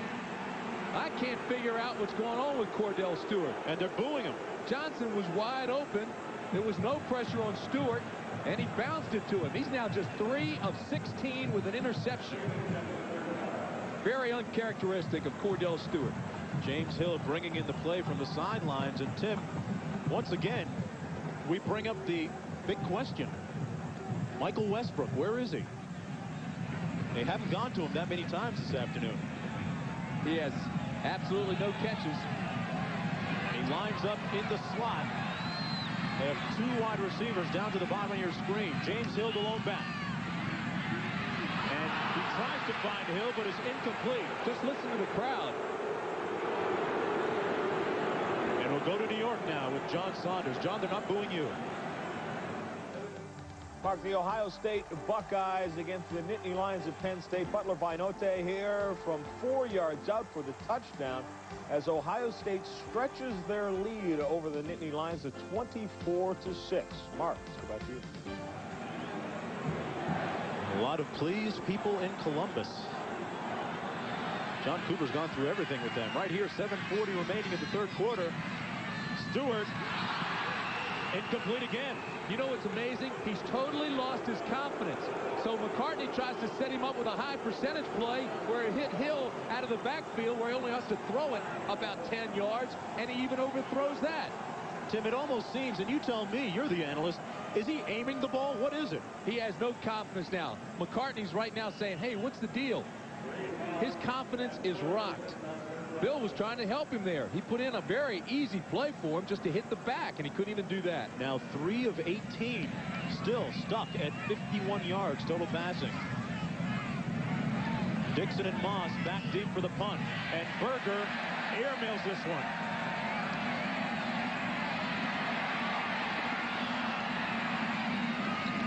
Moss tackled at the 25-yard line.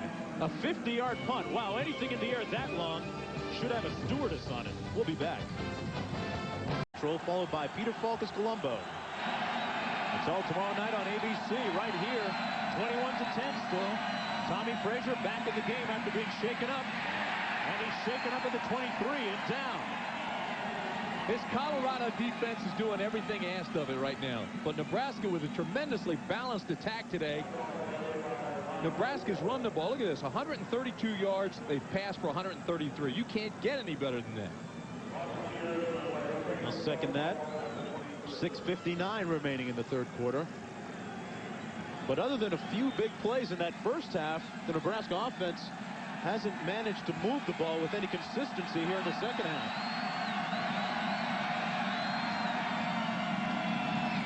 Frazier's got an alley. And he's still on his feet. Tommy Frazier fighting his way to the 44. A first down for Nebraska. Frazier brought down by Dalton Simmons. A 21-yard pickup, and you see some of his strength there as well. Well, we said this earlier. When you go and you tackle Tommy Frazier, you have to wrap him up. You can't try to give him the knockout punch. He reads very well. All of a sudden, he sees that the pitch man's covered. The alley's open. They don't wrap him up. He spins. You saw Davis get knocked off of him, and all of a sudden Simmons comes over and finally takes him down, but you have to wrap the arms. And no accident that Frazier has 78 yards today because he is the team's second leading rusher. These guys average 6 yards a carry. Frazier to pass this time. Wide open. Abdul Muhammad. Muhammad with a first down to the 22. Frazier laid it in perfectly. He's brought down by John Knutson. Frazier's coming out, and he's saying, my left arm is hurting again. He's holding it down. His right arm, rather. Coming to the sidelines, now going back in. It's amazing. He said, hey, come here. Somebody put somebody in for me. My arm is killing me.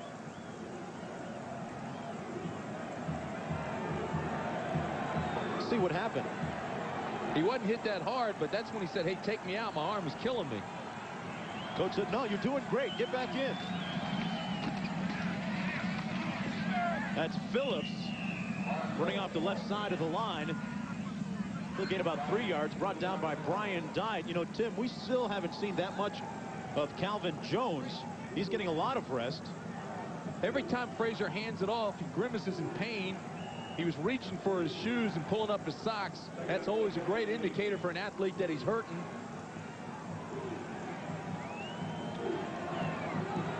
Calvin Jones trying to get loose on the sidelines. This is the type of game that will take a lot out of you, not only emotionally, but physically. The toss to Phillips, looking for a hole, waiting. Nothing doing that time. Back to New York and John Saunders for an update. Mark, San Diego State and Utah. San Diego State scored with 1:15 left. Then a 58-yard drive, 6 plays, 53 seconds. Mike McCoy 17 yards to Greg Hooks. And Wyoming is alone in first in the WAC. Mark. The wild whack, high scoring. What'd you expect? Right here, Tommy Frazier, though, Tim, still looks like he's injured a little bit. He really does. After the last 3 plays, he's looked over to the sideline and shook his head. 4.5 minutes remaining in the third quarter. They go to the fullback this time, Corey Schlesinger, and he's tackled after a gain of about 3 yards. Frazier looking at the sidelines once again. Well, he's looking for the play now, but he still has that right arm just kind of hanging limp. You talked about the way he looked after each play. Do you remember Jim Brown? He used to look like he was dead after each play, but he'd come back and get a big run. But then again, there's only one Jim Brown. That's Tommy Frazier. 4th down. They've had their way with this Colorado defense during big plays. I'd go after it. They are. They're 7 of 9 on 4th down conversions this year. 2 tight end set. Phillips, first down and more. Down to the 4-yard line. And Nebraska with another 4th down conversion. Look at Frazier now. He got better in a hurry. Get that big play, get down to pay dirt. Watch all the black shirts. They just sell out here, but the blocking is outstanding. As a matter of fact, Ted Johnson, 46, the linebacker, was pushed completely out of the play. Great blocking by the Huskers here. That sets up the big run, and Phillips takes it down to the 5. Full house backfield. Nebraska's been extremely efficient in the red zone this year. Schlesinger, nothing doing up the middle. Got back to the line of scrimmage. Mentioned the red zone. Nebraska scored 30 of the 32 times the offense has gotten inside the 20-yard line. That is money in the bank. This is the #1 offense in the nation. It averages over 40 points a game. 3 minutes remaining in the third quarter.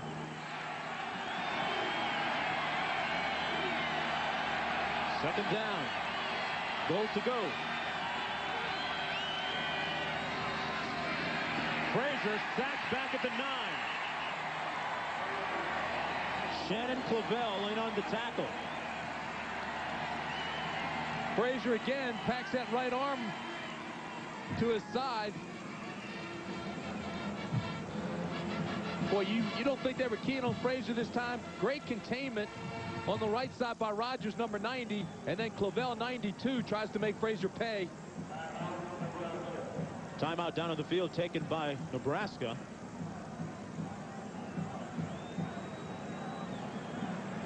You know, you've heard of Mr. October. Well, Nebraska might be considered the Team October of college football. Husker football. Look at this, going back to 1986 in October. 27-0. The last loss, interestingly enough, against Colorado. Right now, though, it's trick or treat on Colorado. Oh, boy. Pumpkinhead.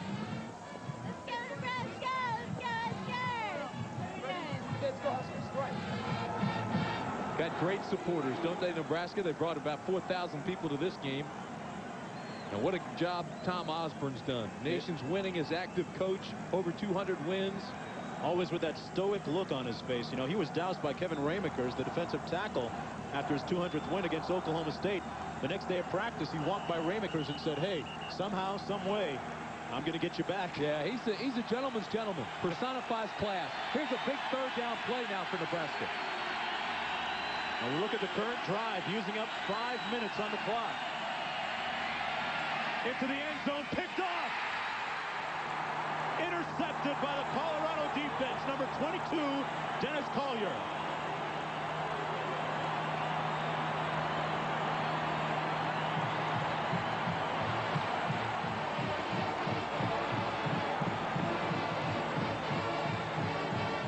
Frazier has not felt comfortable this entire series. This is an ill-advised pass. Collier gets his 3rd interception because Frazier does pull up with the containment, tries to force it into double coverage, and there's Collier playing underneath to make the pick.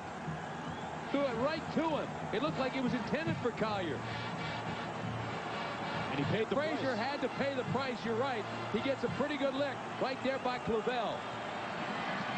Cordell Stewart still in a quarterback. Rashawn Salam near the first down, but there's a flag down back to the 20-yard line. And I believe it'll be against Colorado again.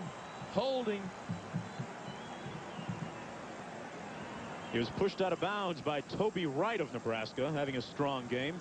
Fourier is asking the official now, what the heck did we do this time? Oftentimes that means he's the guilty party. And it's against Colorado. 2:12 remaining in the third quarter. Still 21-10. No scoring here in the third quarter. Osborne.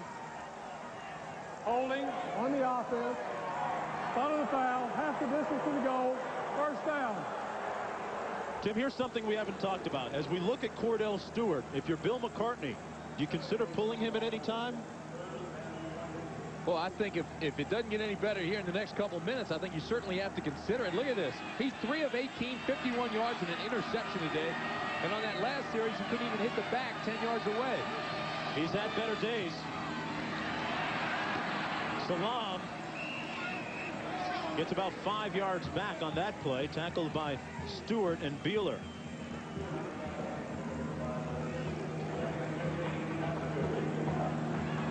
This new 4-3 defense that Nebraska runs, the tackle and nose guard tie up the run. The outside linebackers, they rush the quarterback.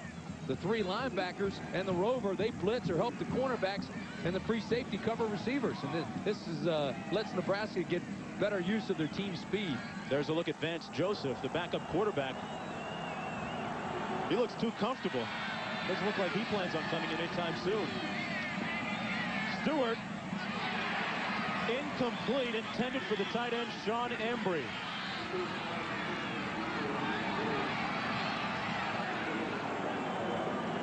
You know, the thing that happens when you lose confidence is not only your throwing ability, but all of a sudden you start to get blocked vision. You're not seeing the field. Look at the linebackers just in a zone coverage here, and he's still trying to go after his tight end. Now you're just throwing it right in, and Anderson, who's a quality linebacker, he runs over and breaks it up. It's the second week in a row that offensively Colorado has struggled. It happened against K-State last week. They're faced with a lot of blitzing. Well, I tell you this, right now Stewart's got a bad case of the offers. He's 0 for 5 with an interception in this half. 3rd and long, and a timeout taken down on the field by Colorado. They now have 2 left.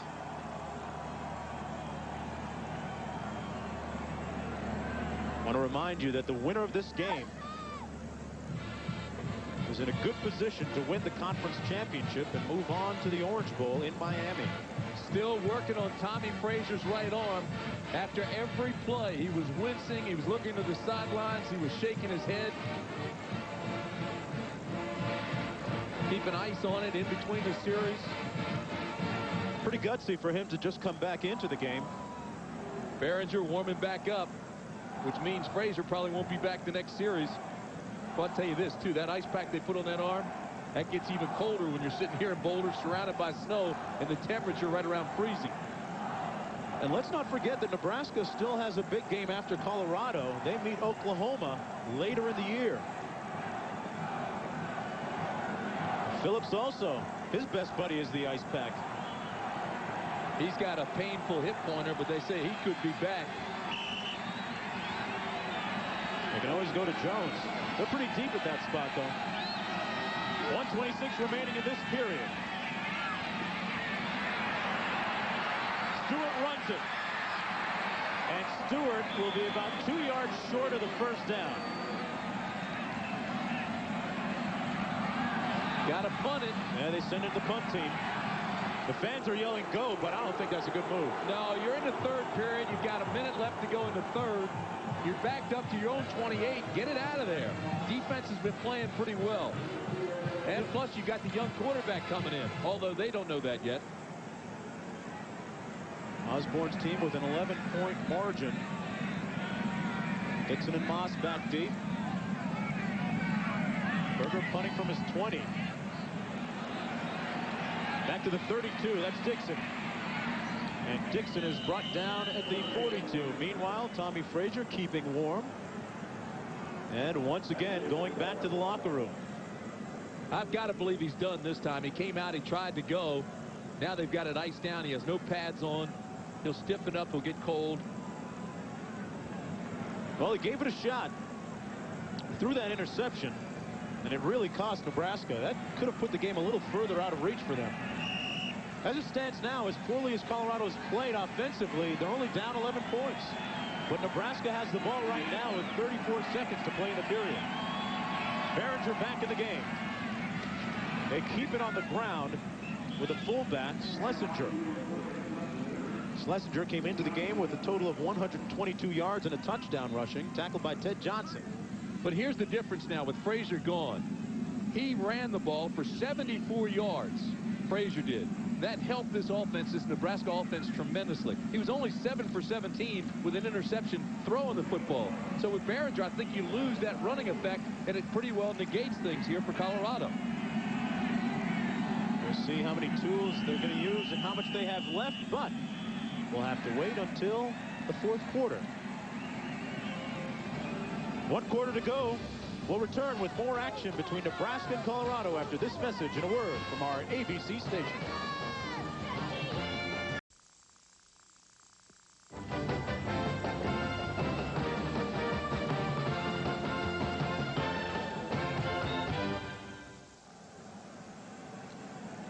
In the shadows of the mountains in Boulder, Colorado at Folsom Field, the score in this Big 8 showdown between Nebraska and Colorado, 21-10, as we get ready to begin the fourth quarter. This is the first play of the period, and Brooke Behringer is the quarterback for Nebraska.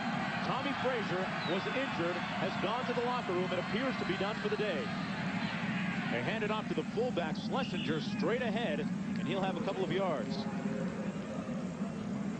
Cordell Stewart, meanwhile, his counterpart across the way, has had a very rough day passing the ball. How about this? Those are his numbers for the day, but in that last quarter, the third quarter, Colorado had only 23 yards total offense, and that was all on the ground, none passing. Neither team was able to score in that third period as well. First half ended 21-10, and that's the way it stands right now. You would certainly think that Colorado would have an advantage now with Frazier out of the game. Behringer coming in. What you lose is a running quarterback, so now you don't have to worry about him as much on the option. Lock onto the pitch man and put pressure on him and passes. Nebraska trying to improve their overall record against ranked teams over the last 5 years. This is what I was talking about earlier, though. Nebraska is so hard to read as far as being a national title contender because of the schedule that they play, and against ranked teams they haven't done well. They've talked openly about using that as motivation for this game. Phillips. Oh, baby, that was a pro hit. Get the yellow tape and the body bags. Boy, that was a hard one. No room up the middle that time for Lawrence Phillips. Here, I want you to watch Darius Holland, number 93, and the linebackers, Phil, on a straight dive. Stand up the line, boom, here he comes, so load him up. There's 46, the linebacker Johnson, and there's 93, Holland. Could hear that one up here. Matt Shaw for Nebraska coming out of the game. They bring the chains into measure. Crowd didn't like the mark. Still not going to be enough for a first.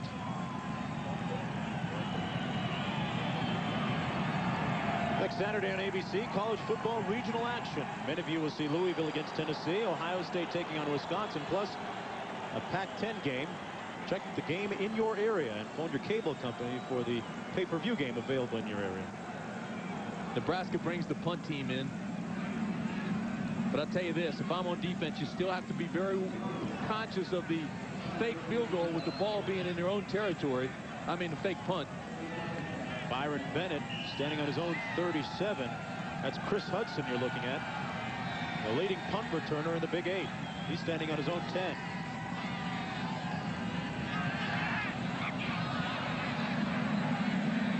Hudson calls for the fair catch at the 14.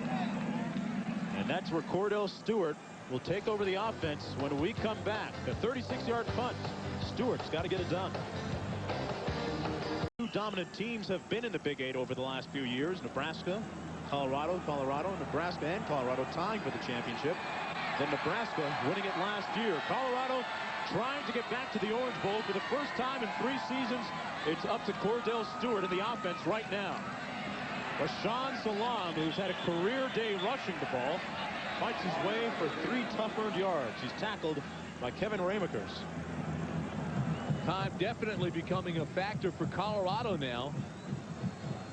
Can't sit back and just rush the ball the entire rest of the way. They've got to throw. And if Cordell can't do it, they'll have to get somebody else in that can. Salam with 147 yards today. And a touchdown, averaging 7.3 a pop. Well, those are great numbers, but there are only 10 points on the board. And you're down 21-10 with 13:55 to go. You've got to start throwing. We have a player down on the field. That's Kevin Ramakers, the guy I was talking about earlier, the one responsible for dousing Tom Osborne with that Gatorade shower after his 200th win. He said afterwards, when Osborne threatened to get even later, he said, hey, that's the most the guys talked to me in for my 5 years here. He's an interesting guy. He overcame knee surgery. He's got that tattoo on his right ankle. Shaved his head last year to show his commitment.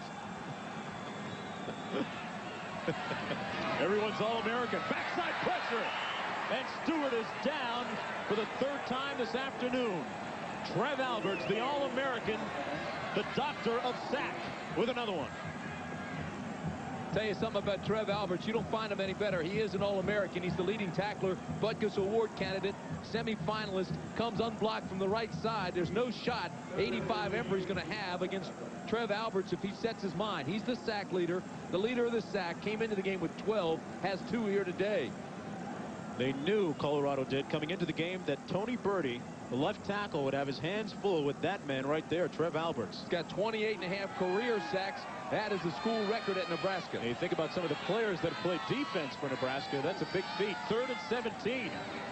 Out of the end zone. And down to almost in the grass and lets go of it. Picked off.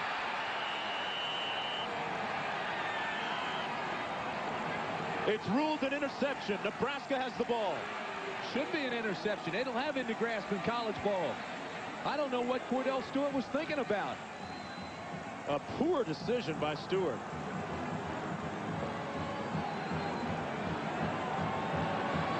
They pick up 34 on the right hand of your screen pretty well, but what they don't get is Moore on the other side.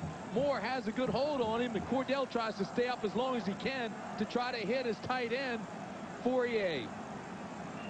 Now watch, he's trying to fight to stay up, tries to go after Fourier, and all of a sudden, this ball's picked off. This is a bad decision on his part. Great effort, but bad decision. He is really struggling today. Stewart with the pick, and back comes Phillips. Phillips bouncing off a tackle, has about 9.5 and close to another Nebraska first down. 12:41 remaining in the 4th quarter. Nebraska inching closer to the victory. You have to believe that if Nebraska scores here, it's over. Some sloppy tackling that time, too, by the Colorado defense. And you have to give them credit, though, because since the second half, they've really played tough. They haven't given up a lot. Well, the offense got only 23 yards in the entire 3rd quarter. Defense was on the field almost the entire time. They're going to bring the chains in, Tim, and measure for the first down.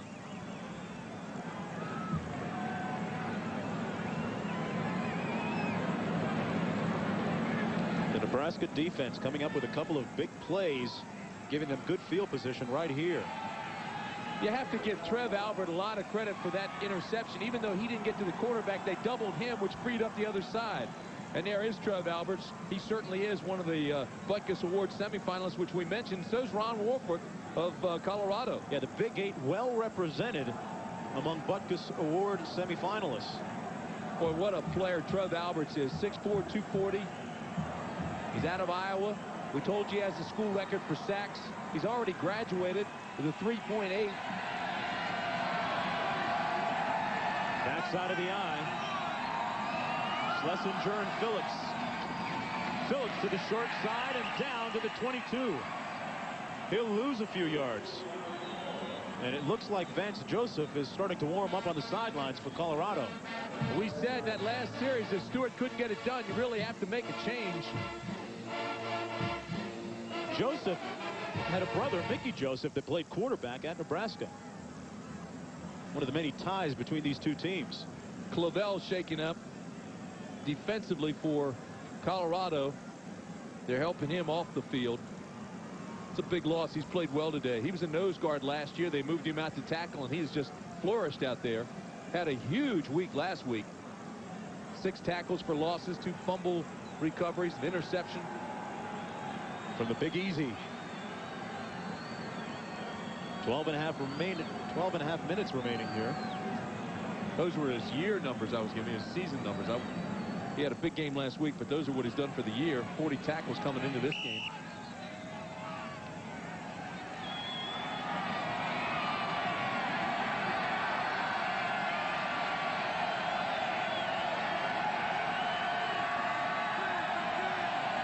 Second down and 15. Phillips.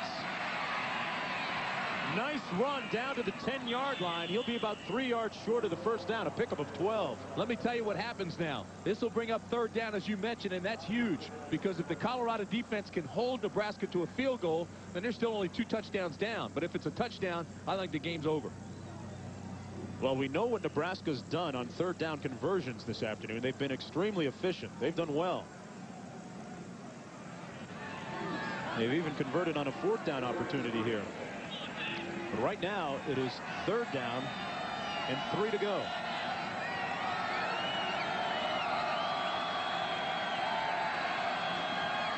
On the option.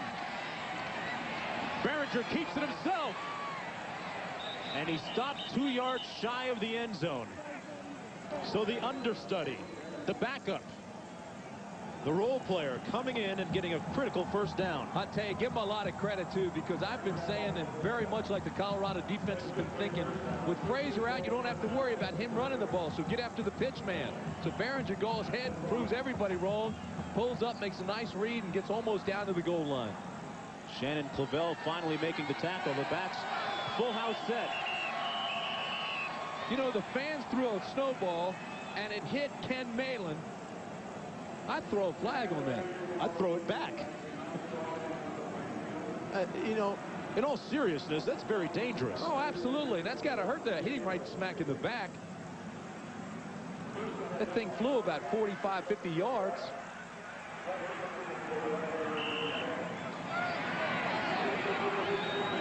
Watch the left-hand side of your screen. Watch number 62. Here comes the snowball. Bam!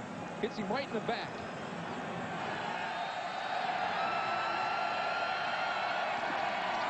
The fullback, Schlesinger, stopped up at the 1-yard line. Clock running with 10:50 remaining in the 4th period.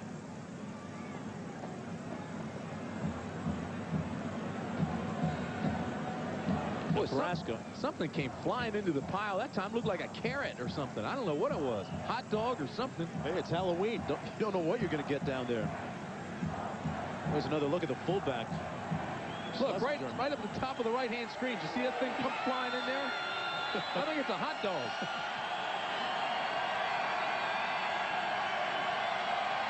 Second and goal. Phillips stopped up. The unyielding Colorado defense digging in the shadows of their own goalpost. Dwayne Davis, the safety, coming up to make the stop that time.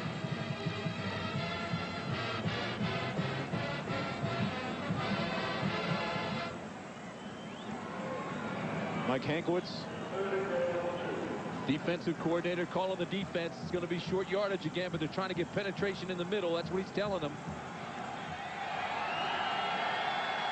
It's third and goal.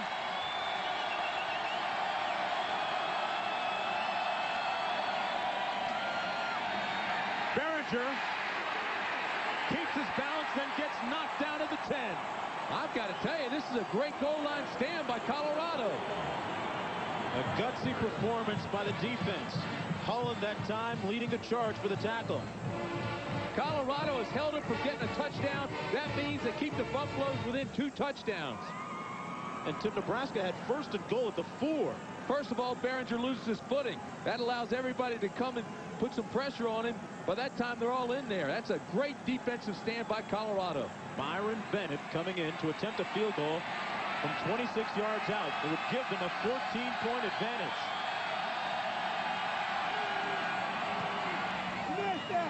It's wide.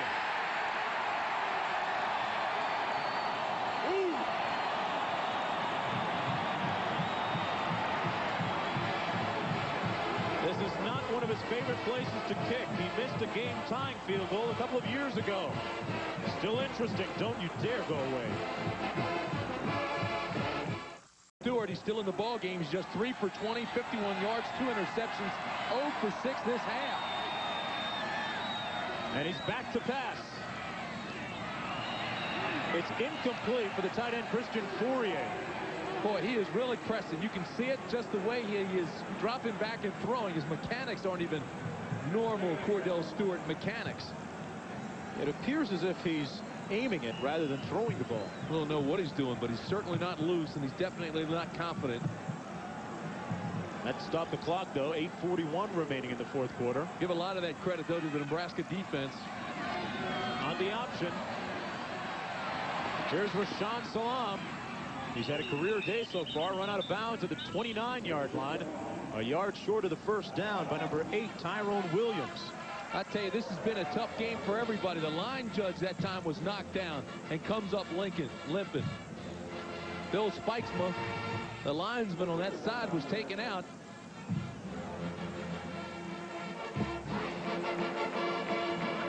Bill McCartney, 3 Big 8 titles and 1 national championship. He closed practices to the media early this week, sending a message to the coaches and the players about how serious this game was. Had a chance to visit with him yesterday. There's the linesman. There's Bill Spikesma. He got his left knee caught under the block that time. He's hurting, but he's going to play with some pain. Look at him say, oh, man. It has been a physical afternoon. Colorado just 26 total yards on offense this half. Trying to get it done on the ground. Salam with the first down out to the 35, Tim. That's the first down this half. See, they're going to let him do that, though. But with 8:30 left in the game, you've got to be thinking about clock management. You got to start throwing the ball. Fans know that, too. Down 11, you got to get 2 touchdowns. Clock continues to move. Bill McCartney has got to be as frustrated as everyone else with Colorado. And Michael Westbrook has still been shut out. Hasn't caught a ball. Salam, they run again.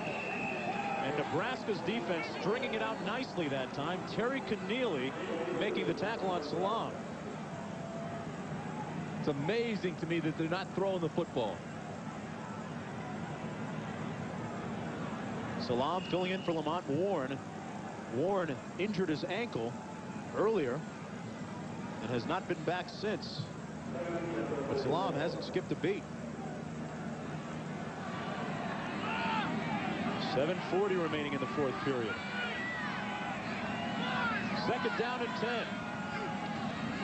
Stewart's going to try and complete a pass, and he hits his back. Salam fights his way for about 7 extra yards. Great effort. A 16-yard pickup and a first down for the Buffaloes at midfield. What a game this kid is playing. This guy played 8-man football in high school. He didn't get to the real deal till he got to Colorado. Finally, Stewart steps up and drills the ball. Hits him between the 1 and the 9. But watch Salam. He makes yardage when there's no hole there. And he carries tacklers out to midfield. Raymakers finally bringing him down. Westbrook split to the short side of the field. Johnson split wide. Option. Stewart tackled at the 45-yard line. He'll have close to 5 yards on first down. It'll be 2nd and 5. That play was actually made by Raymakers, who was on the ground. Clock still moving with 6:45 to play. Got to throw. You can't throw, then run, then throw. Just start using clock management. It's interesting that this was a pass-happy team. Bill McCartney's team was last year. Stewart, 1 break this half. That may be part of the reason. Play action. Stewart down at the 46-yard line. Trev Alberts, his 4th sack of the day. Pardon me, that's the team's 4th sack. Yeah, but he's got 2 or 3 of them. And when they narrow that list down to the final candidates, He could be a good bet to be on it for the Butkus Award. He's as good as you'll find. There aren't any better. Tommy Frazier is back. Got a Parker on. No way he'll be back. He tried it. He was hurt. Went to the locker room, came back and tried it. Called it a day. Big third down right here for Colorado. Stewart completes it to Salam. Salam out of bounds at the 36, and he has the first down, and he stops the clock, too. He has now gone over 200 yards, all-purpose yards for the day, total offense. Picked up 17 on that pass and catch. Again, it's the play he got earlier for the first down. Pretty good move right here on Toby Wright, number 3. That allowed him enough to get to the first down before the linebacker Anderson can get over and knock him out. Get him a breather. Well, right now, the Colorado offense has been Salam run, Salam pass. James Hill gives them a break in the backfield. Hill, off tackle over the right side, has about 8 yards. Back to New York and John Saunders. Mark, as we reported earlier today, tragic news in Madison, Wisconsin. Following the Michigan-Wisconsin game, the field was rushed by fans. We have reports that up to 57 people are injured, perhaps 1 critical, 4 in intensive care. WIVA in Madison reporting this. The players helped clear the injured. We'll continue to report this. Back to you, Mark. Oh, disheartening news there in Madison. Back here, Cordell Stewart fires incomplete for Michael Westbrook. He was double covered that time. Stewart throwing into traffic, still not getting his reads correct. No, but the good news is it stops the clock. 5:11 left to play. Nebraska leading 21-10. Using up a lot of clock, and they don't have clock to use up. Right now, it's third down and short. You've got to get the first down. That'll stop the clock when they move the chains. Then I'd start looking for Westbrook or CJ right now. They hand it off. Still doing it on the ground. And it's a first down for Colorado. Okay, that'll stop it at 5:07, like we said. They'll move the chains. I'd get him right up to the line, and I'd start looking for Charles Johnson, number 9, or Westbrook deep. Westbrook still hasn't caught a pass. Clock running with 5 minutes to play. Got to be up. As soon as they reset the chains and start the clock moving again, you got to be ready to go. This is the 12th play of the drive for Colorado. Looking for Johnson. Complete.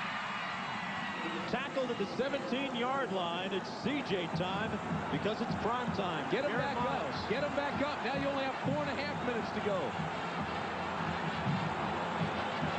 Colorado had 2 timeouts left. You got to hurry them up, though.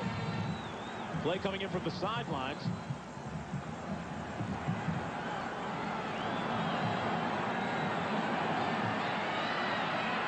Westbrook split to the short side of the field.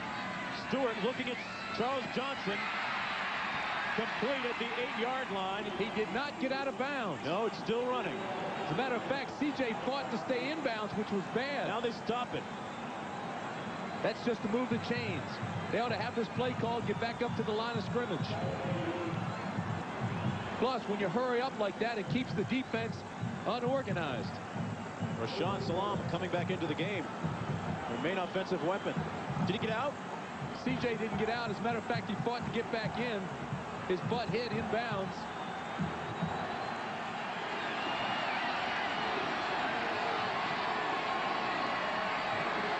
First and goal. Salam. Down to the 5-yard line. And the clock running with 3:40 to play. He's been a one-man crew for them. And there's a flag down on the field. The tackle was made by Ed Stewart. This is going to be against Nebraska, though.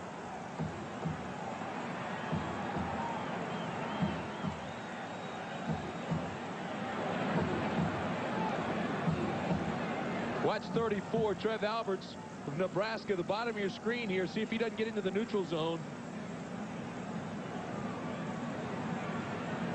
Well, that's a tough call. Yeah, that's a tough call. Hear what the official has to say.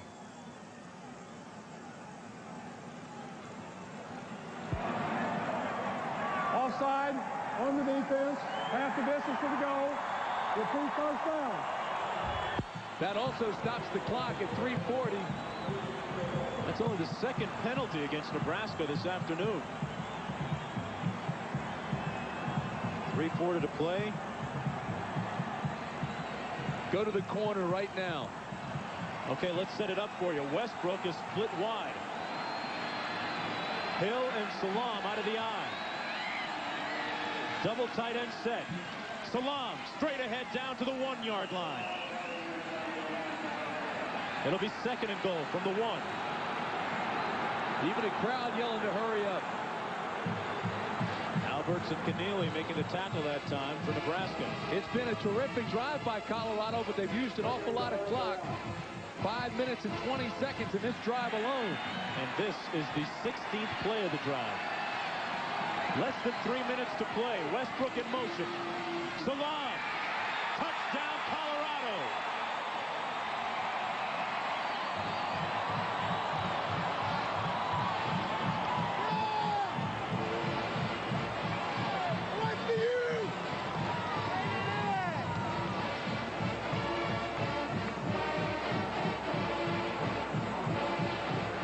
Offensive line gets a lot of credit here. Opened up a huge hole, and Salam read it and went right through it. Now, do you go for 2? No. That would put you in field goal to tie it, but you don't want that. You've got to go for the win in the Big 8 title. Tie won't hurt you. High snap, but they get it down, and Berger puts it through the uprights. 16 plays, 80 yards, and Colorado led by Rashawn Salam with a touchdown. ABC. It's 21-17. Nebraska leads with 2:54 remaining in the game. Mitch Berger with the kick. I'd be thinking onside kick here with 2:54 to go. They go deep. And I mean deep. Through the end zone.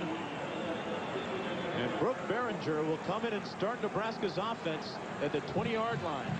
The beauty of that touchback and kicking through the end zone is the fact that the clock never moves. Stays at 2:54. Do you believe this? Tommy Frazier. I don't believe it. And Calvin Jones also back in the game. How about Nebraska? How about Frazier? You're putting your best men on the field. A few good men for Nebraska.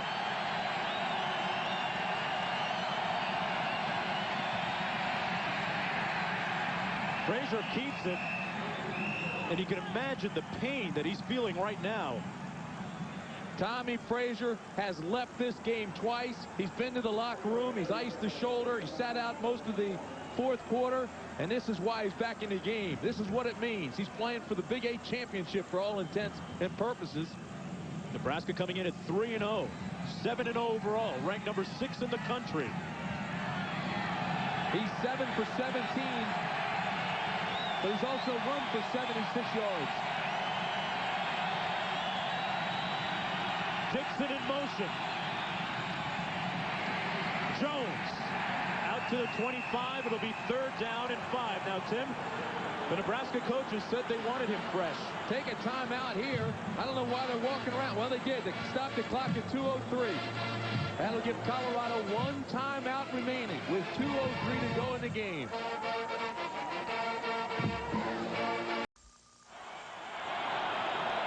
Back in Boulder, Tom Osborne calling on all of his wisdom from 32 years of coaching, looking for the right play. Both coaches know this is the ball game right here. A 1st down, and Nebraska will win it. 3rd and 5. And motion, flags down, and there was some movement on the right side of the line. It looked like Lundberg, the left tackle of Nebraska, flinched. Watch the right top of your screen, 77. Watch him flinch. Right there. Well, that's all Holland 93 had to see. He jumped across to make sure the officials saw it. Move him back. Lundberg, a 300-pound senior, the operative word being senior there. You don't expect a senior to commit that kind of infraction. That makes it 3rd down and 10. Impact of this play is the same. The ball game rides on it. They're 1 of 7 in 3rd down conversion situations this half. Frazier's going to pass. And he's sacked at the 18.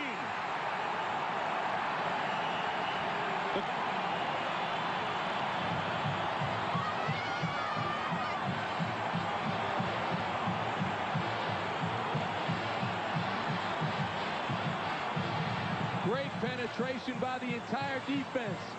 Outside containment. You see number 90? He's keeping everything inside. Let all the pressure come. Here's 46 Johnson with a sack. We'll be back in a minute. Colorado has not blocked a punt since 1989. They're going after this one. Bennett on his 5. Gets it off, and it's a returnable punt. Chris Hudson at his 29. Hudson out near midfield at the 47 with 1:41 remaining. CFA College Football on ABC, brought to you by American Honda, who's been making quality cars in America for the past 10 years. U.S. Army, learn how to get an edge on life. Be all you can be. UPS, the package delivery company more companies count on. And the light beer with a great imported taste. Amstel Light. Right. I'm Mark Jones along with Tim Brand at Folsom Field. 1:41 remaining. Cordell Stewart's had an awful day, but he has a chance to salvage it here. Colorado has no timeouts left.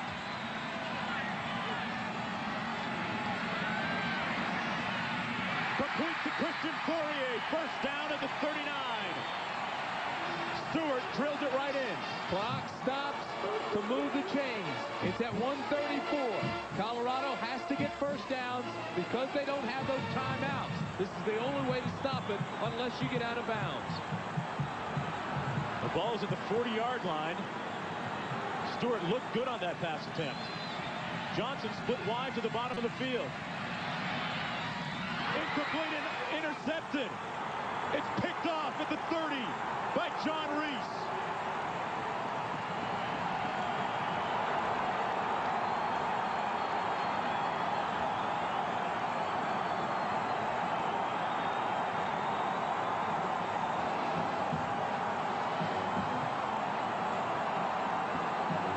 With Dumas out of the game with an injury, Reese had to move to free safety.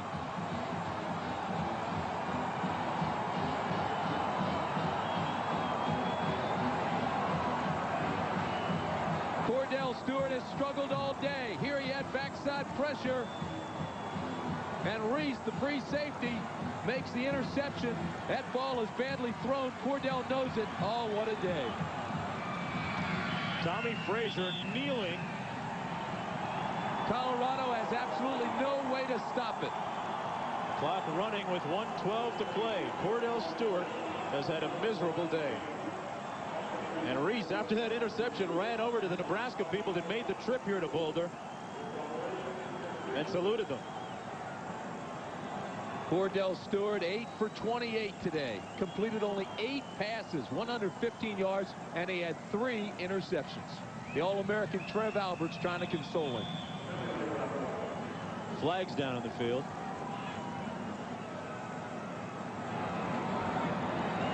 What a gutsy performance today by Tommy Frazier. Dead ball foul. Encroachment on the defense. Second down. Bill McCartney, 3-7-1 against Osborne. Soon to be 3-8-1, barring a miracle. Jim Kelly and the Buffalo Bills taking on the Washington Redskins on Monday, 9 Eastern, 8 Central time. Terrific game played by Nebraska today. You know, the defense is called the Black Shirts. Earlier this year, inconsistent. They actually called them the Black Skirts at one time. But they played well today. They forced 3 turnovers. And you can't say enough about Tommy Frazier, the quarterback. You think back to the scoring that was all done in the first half by Nebraska. Corey Dixon set the tone with that big punt return. And Tom Osborne will probably thank him for it. Meanwhile, Bill McCartney and his crew go down to defeat. Their first in conference play. They're looking at the winningest active coach in Division I football.